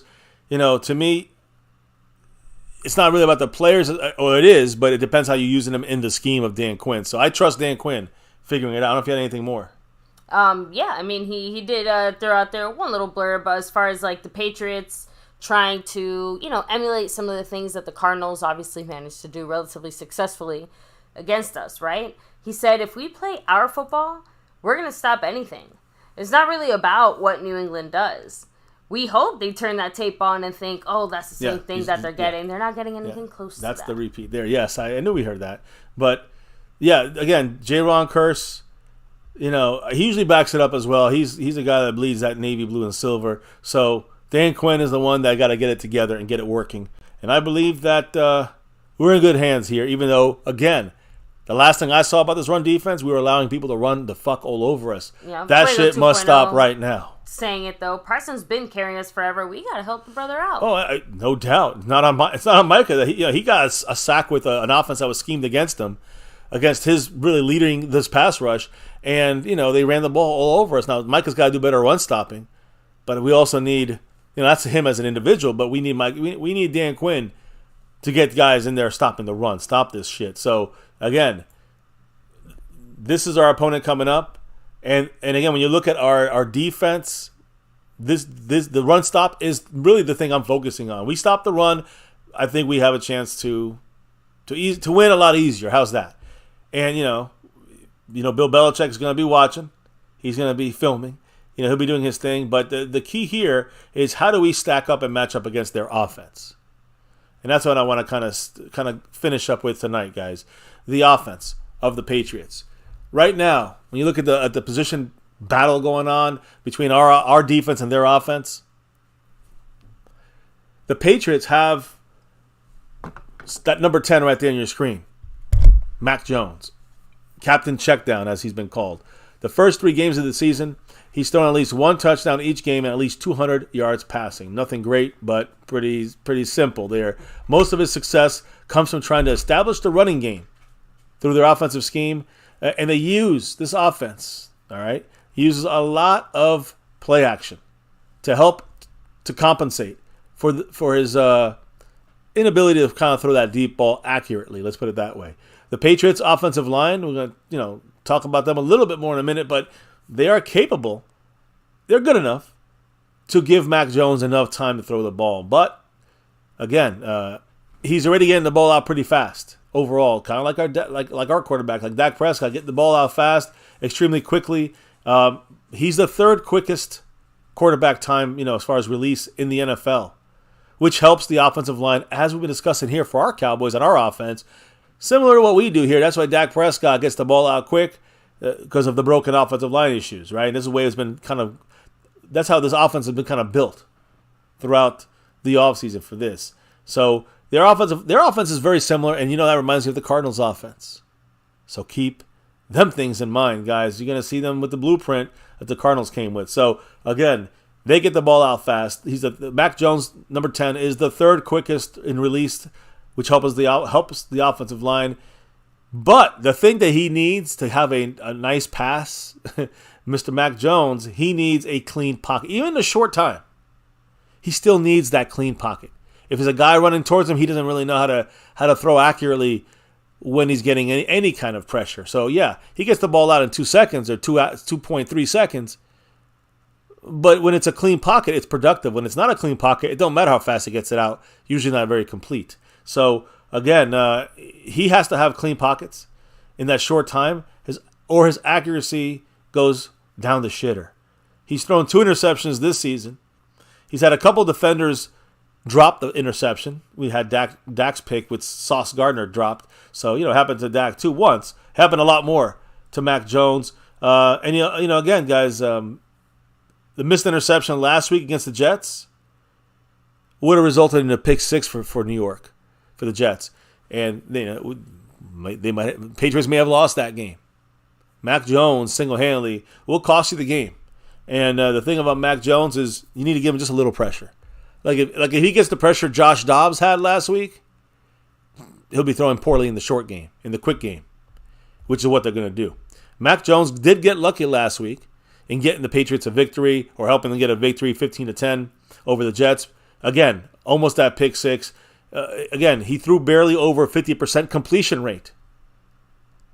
But that win was more about the defense, keeping the score low. for the Patriots to win. 10 points for the Jets. So that's, again, defense versus our offense. We'll talk about that tomorrow. Their defense, but our defense versus their offense. As of right now, looking at this, Mac Jones is not going to be throwing very accurate passes because no matter what, even if you get the ball out quick and you slow down our defensive line pressure, we're still going to get in there and give you some pressure. That makes Mac Jones actually worse than Joshua Dobbs in this area of things. So again, our drive. I mean, not us, but I'm saying for similar to us. They had drives that stalled field goals, helped them stay ahead. And their red zone efficiency, has a shitload of questions, like the Cowboy red zone efficiency. So, again, they barely can get points. They don't really drive the field too often. They get field goals most of the time. And their defense keeps them in the games. That's pretty much it, guys. The Patriots offense ranks 26th in total points scored this season. Now, rolling to number 15 over here on the right, you know who that is, Ezekiel Elliott. He returns to AT&T, shaking hands with Dak and the rest of his friends in Dallas. Unfortunately for him, in the New England Patriots jersey, Zeke started off quietly for the Patriots this year, slow, not really used too much, but had a big day against the Jets last week. He remained physical. He got extra yards and first downs for the Patriots, exactly the way that the Cowboys remember him. The Cowboy fans, we remember him. He ran for 80 yards. He averaged 5 yards per carry. We said this yesterday. He has not gotten the end zone, but if they get close, he will get in. He's getting more touches each week. Keeps getting more touches. He had 16 rush attempts last week. Again, guys, the leading running back for the Patriots, their lead back, their starter, is still Ramondre Stevenson. He's their starter, and he regressed a little bit from last year. He's only averaging 3.1 yards per carry this year. So that's the way their running back room is looking. We'll see what happens. Again, we'll talk about Ramondre Stevenson in a minute. First, I got my guy here, Mark Hovsepian, dropping that 5 on it. He said Mac Jones is solid, but nothing special. He has no real skill guys, kind of like Daniel Jones. Get him what Dak has, and that D would be trouble. Now, I disagree. Again, Mark, it comes down to the coaching. I disagree. I think that I think you're saying that Mac Jones is better than Dak? 'Cause I disagree 1,000% over. So we disagree there no matter what. He's solid, but nothing special. Dak is definitely more solid and definitely a bit more special than Mac Jones. We're going to disagree there, Mark. But yeah, I think Mac Jones, no matter how much ability you give him around him, it's going to be two things. And he's got a much better coach than Dak Prescott, I'll tell you that. But Mac Jones, with all the weapons in the world on offense, is still going to be Mac Jones. Still going to be Mac Jones. He's going to throw inaccurate passes when he gets pressured. At least we know Dak's not nearly as bad as he is in that category, and many, many, many others. Much love, Mark. Appreciate you in the lead in first place and stacking it up. 65 points in the stream, boss. So, much love, Mark. Appreciate you. Well, I'm sure we'll touch on this a little bit more, Mark Hovsepian. And again, Ramondre Stevenson from the Patriots, their lead back. He's only scored 1 touchdown this year. He's only getting short gains, not a lot of explosive plays. He doesn't have any big runs yet. Knock on wood, don't happen with us. Bill Belichick has a short level of patience for running backs. So unless he picks it up against the Cowboys this week, we allowed 222 yards against the Cardinals. That hurts every time I say it. Zeke might get more carries and more carries and more carries even beyond this week. So keep that in mind with Belichick. He's not going to stand for failure at running back. Zeke seems to be the guy that maybe he's going to ride a little bit longer at running back than Stevenson right now. So at receiver, they don't have a lot of receiver power, I will say. Devontae Parker missed week 1 for the Patriots. He's kind of their number one guy. And again, the last 2 weeks for Devontae Parker, have been quiet. He's got 8 catches for 76 yards between both games. And with last week's game he only got 19 yards. Devontae Parker. Again, that's a lot to do with Mac Jones. Juju Smith-Schuster.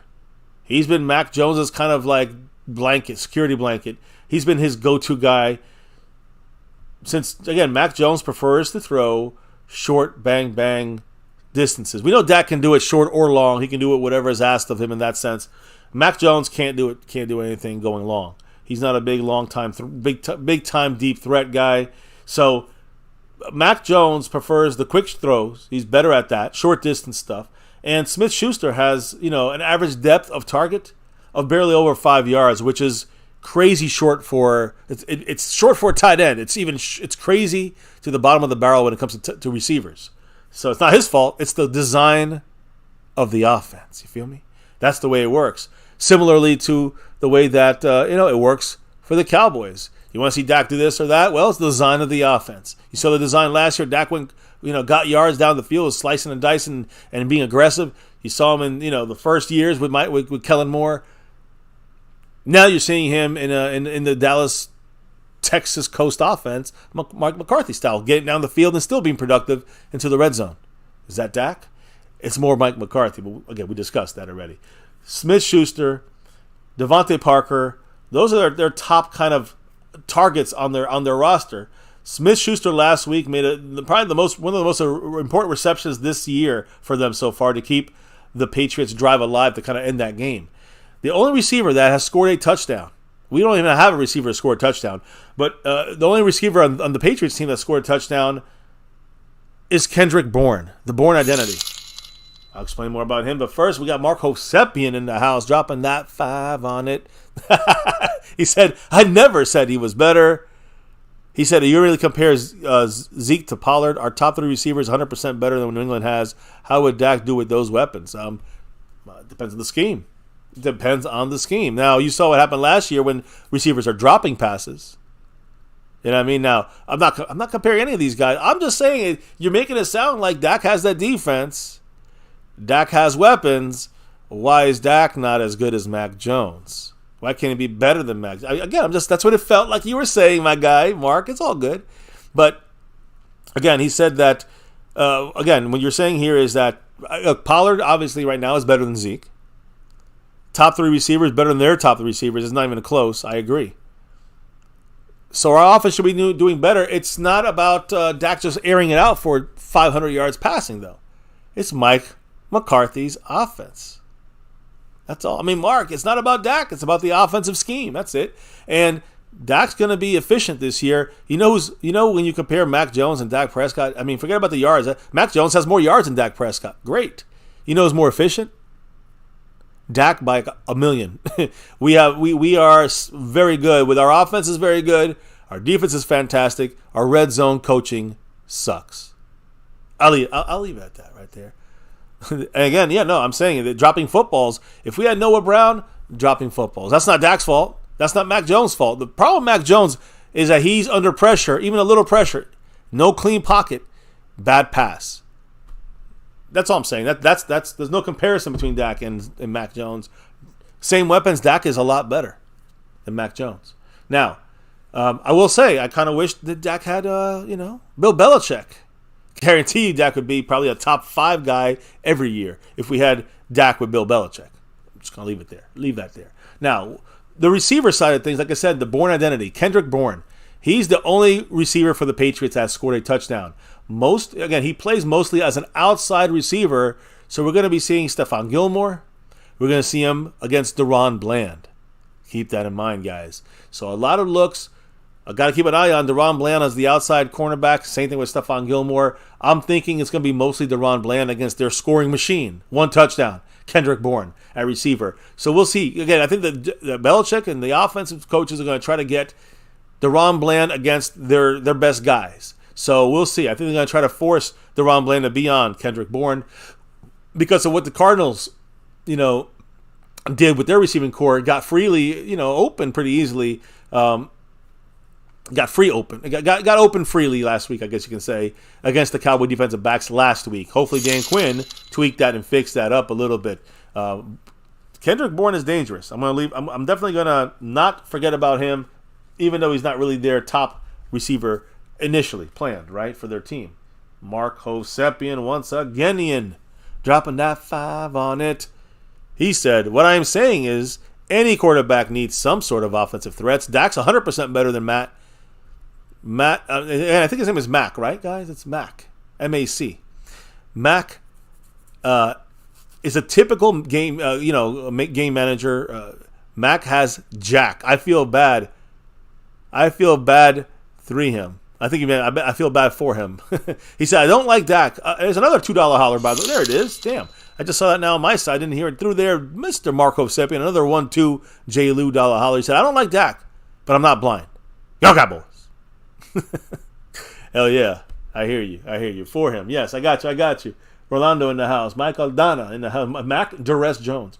Yeah, again, that's the thing there. When you get a little pressure on Mac Jones, he's going to screw it up. Dak, he creates, he runs, he extends the play and connects, So we're on the same page, Mark. And I hear you. Again, I just wasn't sure that was. I'm glad we're on the same page, though. Because they still, if he gets time, he will be able to maybe be much more accurate, Mac Jones, which then could be a problem. Now, you realize there's one guy I haven't spoken about on the screen yet, and I'm going to get to him. That is the key to the Patriots offense. I'll get to it in a minute. But receivers, they just have enough guys, Smith-Schuster and, Kendrick Bourne. Kendrick Bourne, I will say this about him, guys. He currently leads the Patriots in receiving yards, and of course he has 1 touchdown. He leads them in touchdowns as receivers. The only receiver on the practice report, injury report, whatever you want to call it, is Kayshon Butte. Missed the last 2 weeks with a hamstring injury.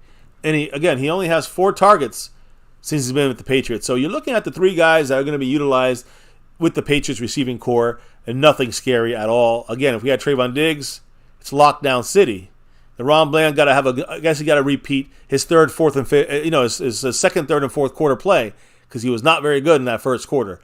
I think he'll be fixed a little better in this game. He'll be a little better off. I think Dan Quinn will get this team better off as well. And I think we'll be much better than we were against the Cardinals last week. I'm putting my faith in Dan Quinn.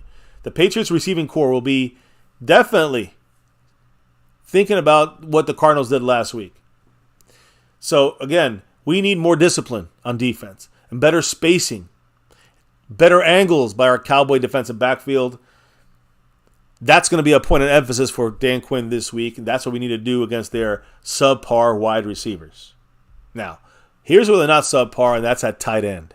That's one of the keys in this game, guys. No matter how you slice it, we knew last week at Ertz, he had a very bad game. McBride, nothing at all. So we shut down their tight ends, who was that's one of their major offensive weapons, you can say, in their scheme and for Dobbs. But for Mac Jones, in typical Bill Belichick style, the tight end position is a point of emphasis as well for the Patriot offense. It's the key to their offense. And number 85 is their main weapon, Hunter Henry. I know some guys in the chat that they know about my Hunter Henry thoughts, and they know that I'm a big supporter of him. I know he tore his ACL, I think, once or twice with the Chargers, but when he's out there, he's a dangerous weapon, and he's been a weapon for them, guys. He currently ranks 6th among all tight ends in receiving yards. He ranks 2nd in receiving touchdowns for tight ends. So they don't need their touchdowns from their receivers. They need the touchdowns from their tight ends, and that's something we have to be aware of. Hunter Henry, number 85, is number 1 on this list. They also added other options at the tight end position. Their third tight end is Pharaoh Brown. He caught a pass and slowly stumbled and bumbled his way into the end zone to score the Patriots' only touchdown last week. So they use all their tight ends in there as weapons. And if you look at the other tight end, ex-Dolphins standout Mike Gesicki, who had 86 yards receiving.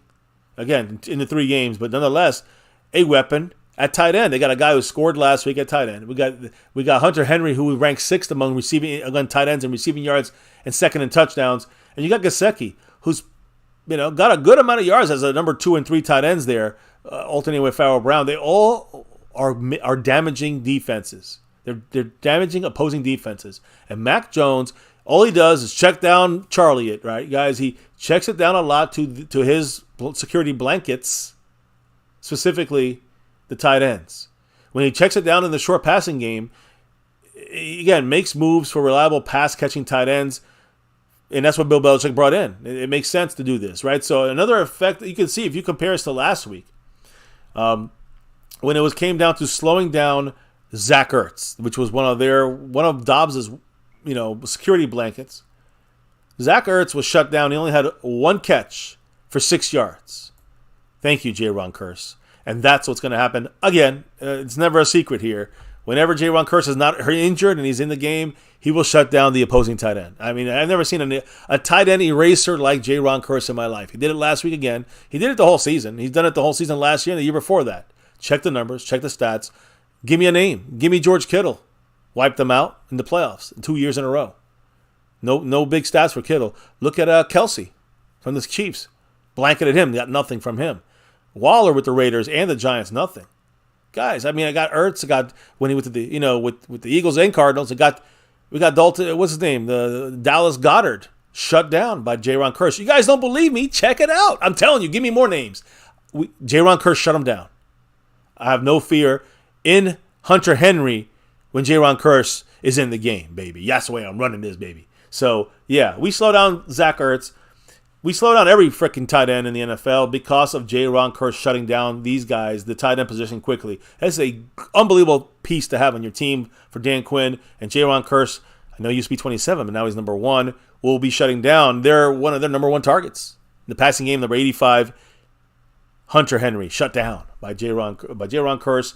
And again, to me, really, one of the keys this week is shutting down.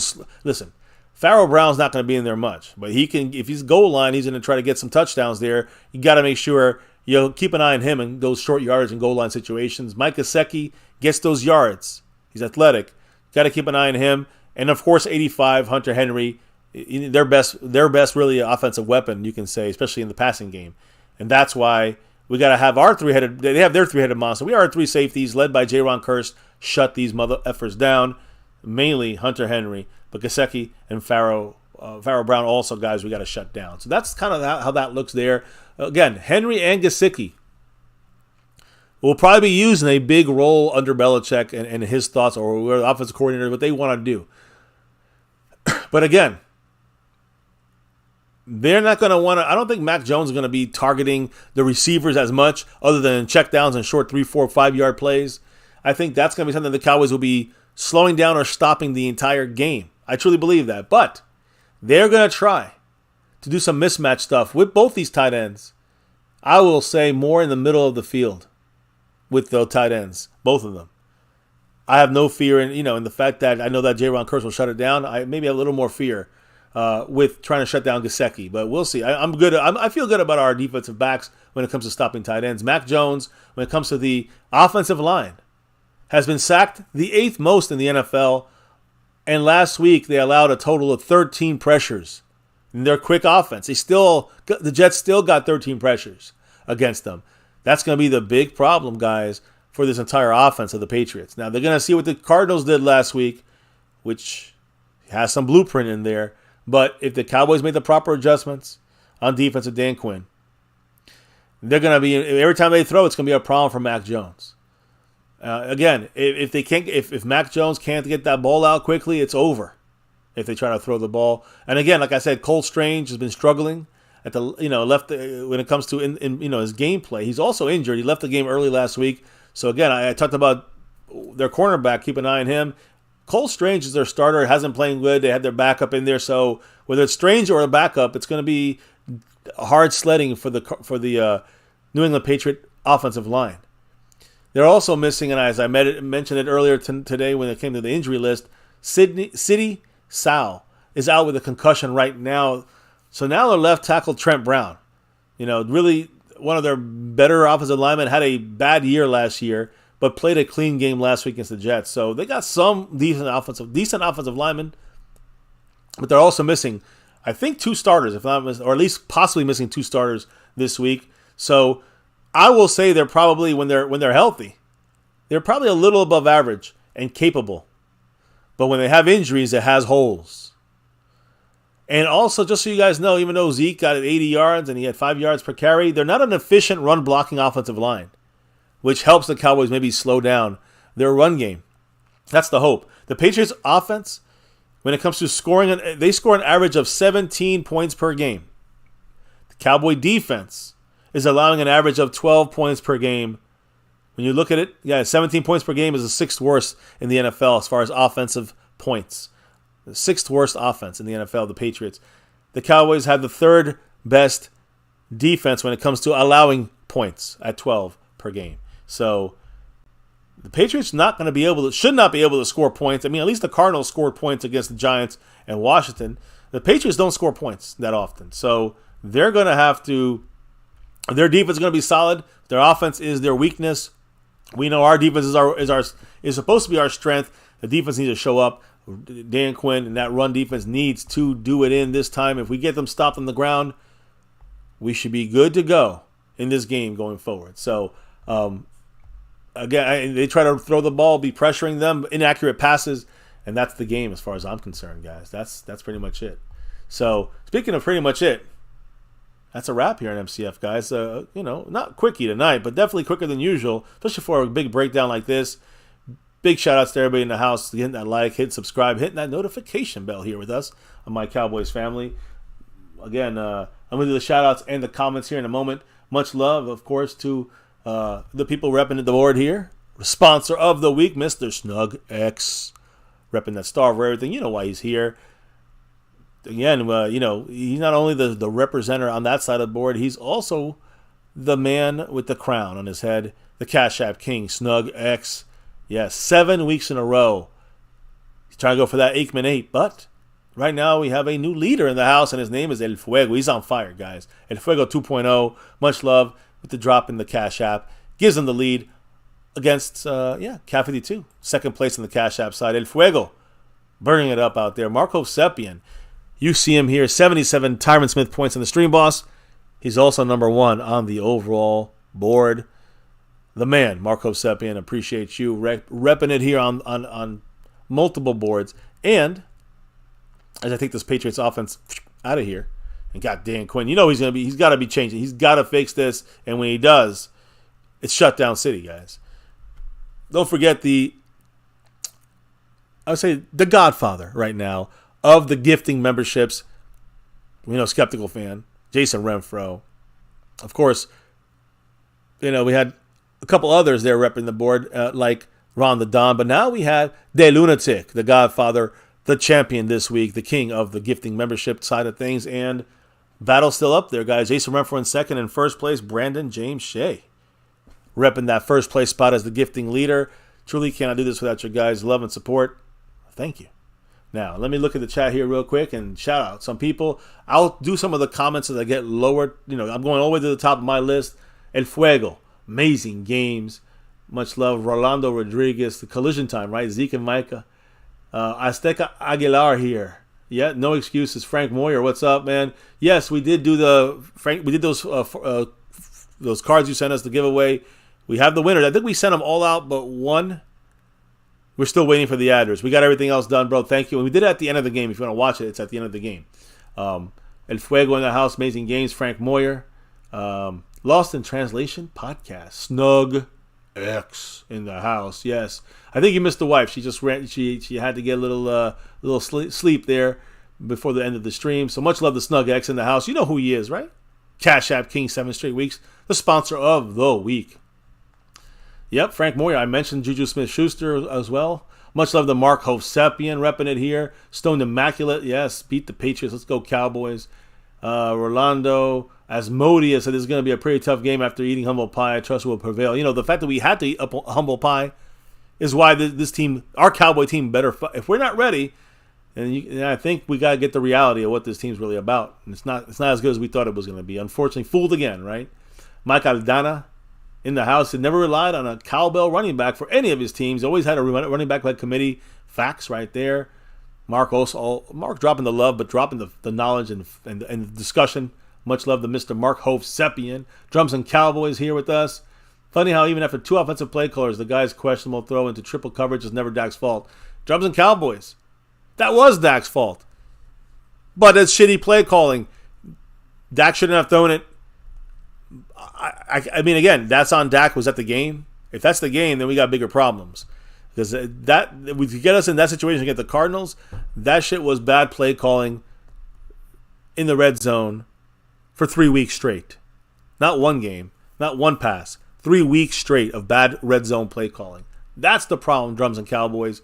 Dak made a dumb throw. It was a bad pass. It didn't make much of a difference in that game, guys. I know we could have kept fighting. If we had better offensive play calling, I think Dak would have been a little more confident in doing the right thing in the red zone. But yeah, you can't throw a touchdown in the red zone, no matter how you're doing it. Mike Aldana, funny there. Rolando said that it's the offensive line that's the major problem every year. The injuries. Go Cowboys. It hurts. It hurts. Mark, I got you there. Bruce got the toxic juice in the house. McCorkle is Mac Jones's full name. It's funny. Again, we got our man here, Choctaw, Montana, 808 in the house. Keyshawn Boutte. It's French. When I say boot, yeah, Keyshawn Boutte. Thank you, Montana. Appreciate that. Yeah, he is, Mike. When it comes to Juju, we got Tornado in the house at Fuego. East Side Troll is somewhere rolling around. Everyone's asking about him. Yep, Mike said it. Curse erases. Again, he's the eraser to me, guys. To me, I call him the eraser. He erases all the tight ends off the screen. Clark Kent getting that Micah jersey, Micah Parsons jersey from the Mosh Man. Hell yeah, it's fucking beautiful, man. I'm telling you. Clark motherfucking Kent in the house, dropping another $2 holler right there. Well, I actually had a 5 on it. Now I dropped a 2. He said silence for mental health awareness. Everybody, give it that silence. Give it that one moment. Much love, Clark Kent. Appreciate you, bro. And yes, it's very important to have it right in the mind as well, and attend to that the same you would to an injury to your leg, right? Oh yeah, I got the Zach Martin one, Clark Kent. I got that. That's a great. I love the. I got the color rush and Micah. I got the white home jerseys for the Zach Martin. 15 is pretty clean, said Clark Kent. Hey, I tell you, Drew Pearson said El Fuego. Hell yeah, man. That's awesome. I'm glad you guys picking up your jerseys. Mosh style. Now, yeah, Mike Aldana, exactly. Don't get fooled by the Patriots stats. I'm with you there. I think offensively, defensively, we're going to talk about them tomorrow a lot more, Mike. The white Parsons looks clean. Yeah, that looks nice too. So let's see here. I'm here for the Cowboys, says Stone. Hell yeah. Blue Micah looks good. Again, I'm going to push the color rush Micah. Love it. And the Raffley's going to win it, right, Clark? We'll see. Oh, you did win the blue one here. That's right. Yeah, you got yours here. Hell yeah. Orlando, good night. Have a good one. Stone Immaculate, much love. Go Cowboys, El Fuego. Asmodeus. Tammy Soltis in the house. I'm sorry about that shirt. Yeah. People have, it's first come, first serve on that one. The wife's handling that stuff on those, on that bonus, much love to the Skeptical fans. Navy Blue raffle from some weeks back. 3 weeks straight, said El Fuego. Hell yeah. We got Jason Renfro in the house. Yeah, she went to bed. Let's see here. First lady called it a night. Sorry, guys. This is when I go into my breakdown. Sometimes she's not, so you know when she's here. When she's in the chat, she'll still be here. But I'm in my breakdowns. I just go. And want to make sure I get the information to you guys, the family here. Speaking of the family, Brandon James in the house, dropping that dollar holler. That one on it right there. Much love to him. I know some of his drops fell off, if I'm not mistaken, from the PayPal side of things. So just keep that in mind, Brandon. Those are not counted in the mix here, but he is still trying to get up there, go forward, and try to catch Marco Sepien, who right now is in the lead right now over Brandon James, who's in second place. Brandon James is first place though in the gifting memberships, guys. He got 5 on it. Appreciate that. Much love to you, Brandon. As he with that drop right there takes Mr. Marco Sepien to Bob Lilly, 74 points right there. Yeah. So, anyways, yes, we got Clark Kent, Jason Renfro, Azteca Aguilar, Tammy Soltis. We got you, Tammy. A Fuego in the house. We first got to take our heads out of our asses. Exactly. Discipline in the back end. Run gap fits and assignments. Got to get that fixed because the Niners ain't going to mess around. And, no penalties. Improve the red zone. Stop the run. These things can be done. And it can start with the Patriots. And then the first, I guess you get the first true test, the Niners. If we mess up against them, they will blow us out. So that's what it's going to come down to, guys. I already give the shout-outs to everybody who's in the boards here, leading things. Much love to Robert Bass, El Fuego, Jason Renfro, Clark Kent, Calvin Richard, Marco Sepien, of course, and Brandon James, who all you guys are the ones that dropped the love from above tonight. You cannot do this without your guys' love and support. And again, as The wife would be saying the same thing right now. But you know why we do this each and every night here in My Cowboys Family? It's about that navy blue, that silver too, and that star over everything. Win, lose, or draw, good, bad, or ugly. We're always repping that star over everything. And here, we got 5 on it. We got to get that 6 and beyond. 6 years here on YouTube. 7 seasons doing these things. Never forget, the number one thing here, now, and forever. On My Cowboys Family. Say it loud and say it proud and say it with us. As always, go Cowboys! Let's get that 6 and beyond. Thank you all for dropping the knowledge in the chat all night long. Thank you and truly appreciate your love and support from the drops of love from above. And as we clock out, drop out of here for the evening, for the morning, for the night, we'll be back tomorrow, guys, for the defensive breakdown of these Patriots versus our offense in the Texas coast. But before we can do all that, before we can drop out for the night, we got to drop the beat. Oh, yeah. The beat's been dropped. Thank you all for rocking with the wife and I. We'll see you back here tomorrow for another one, you know, around the same time. Definitely same place. Have a good night, guys. And if you're in the membership, drop it like it's hot. Drop it like it's hot. Guys, we'll see you back here tomorrow. Another chat. Cowboys chat. In the books. And we talked about it. Yes, our defense, their offense. McCarthy, Jerry, they spoke. Zeke, and more Zeke. A lot of Zeke talk. Well, we got to stop Zeke. No more talking friendly. It's about stopping Zeke. He ain't a friend anymore. He's the enemy. Mac Jones, the enemy. Hunter Henry, enemy. Cowboys, shut him down. You know what to do. You know what to do. Here in MCF, you know what it's always about. That navy blue. That silver too. And that star over everything.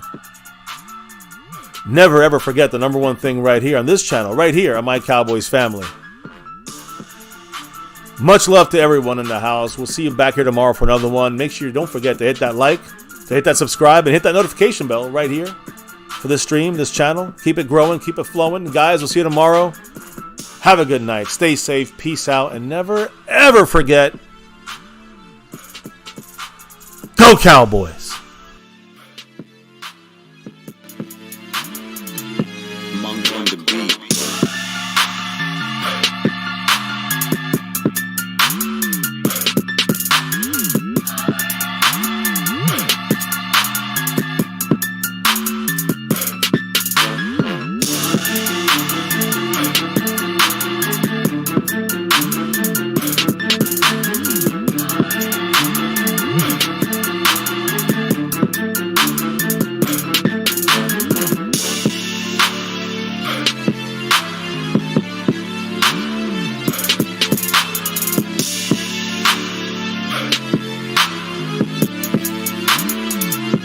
Monk on the beat.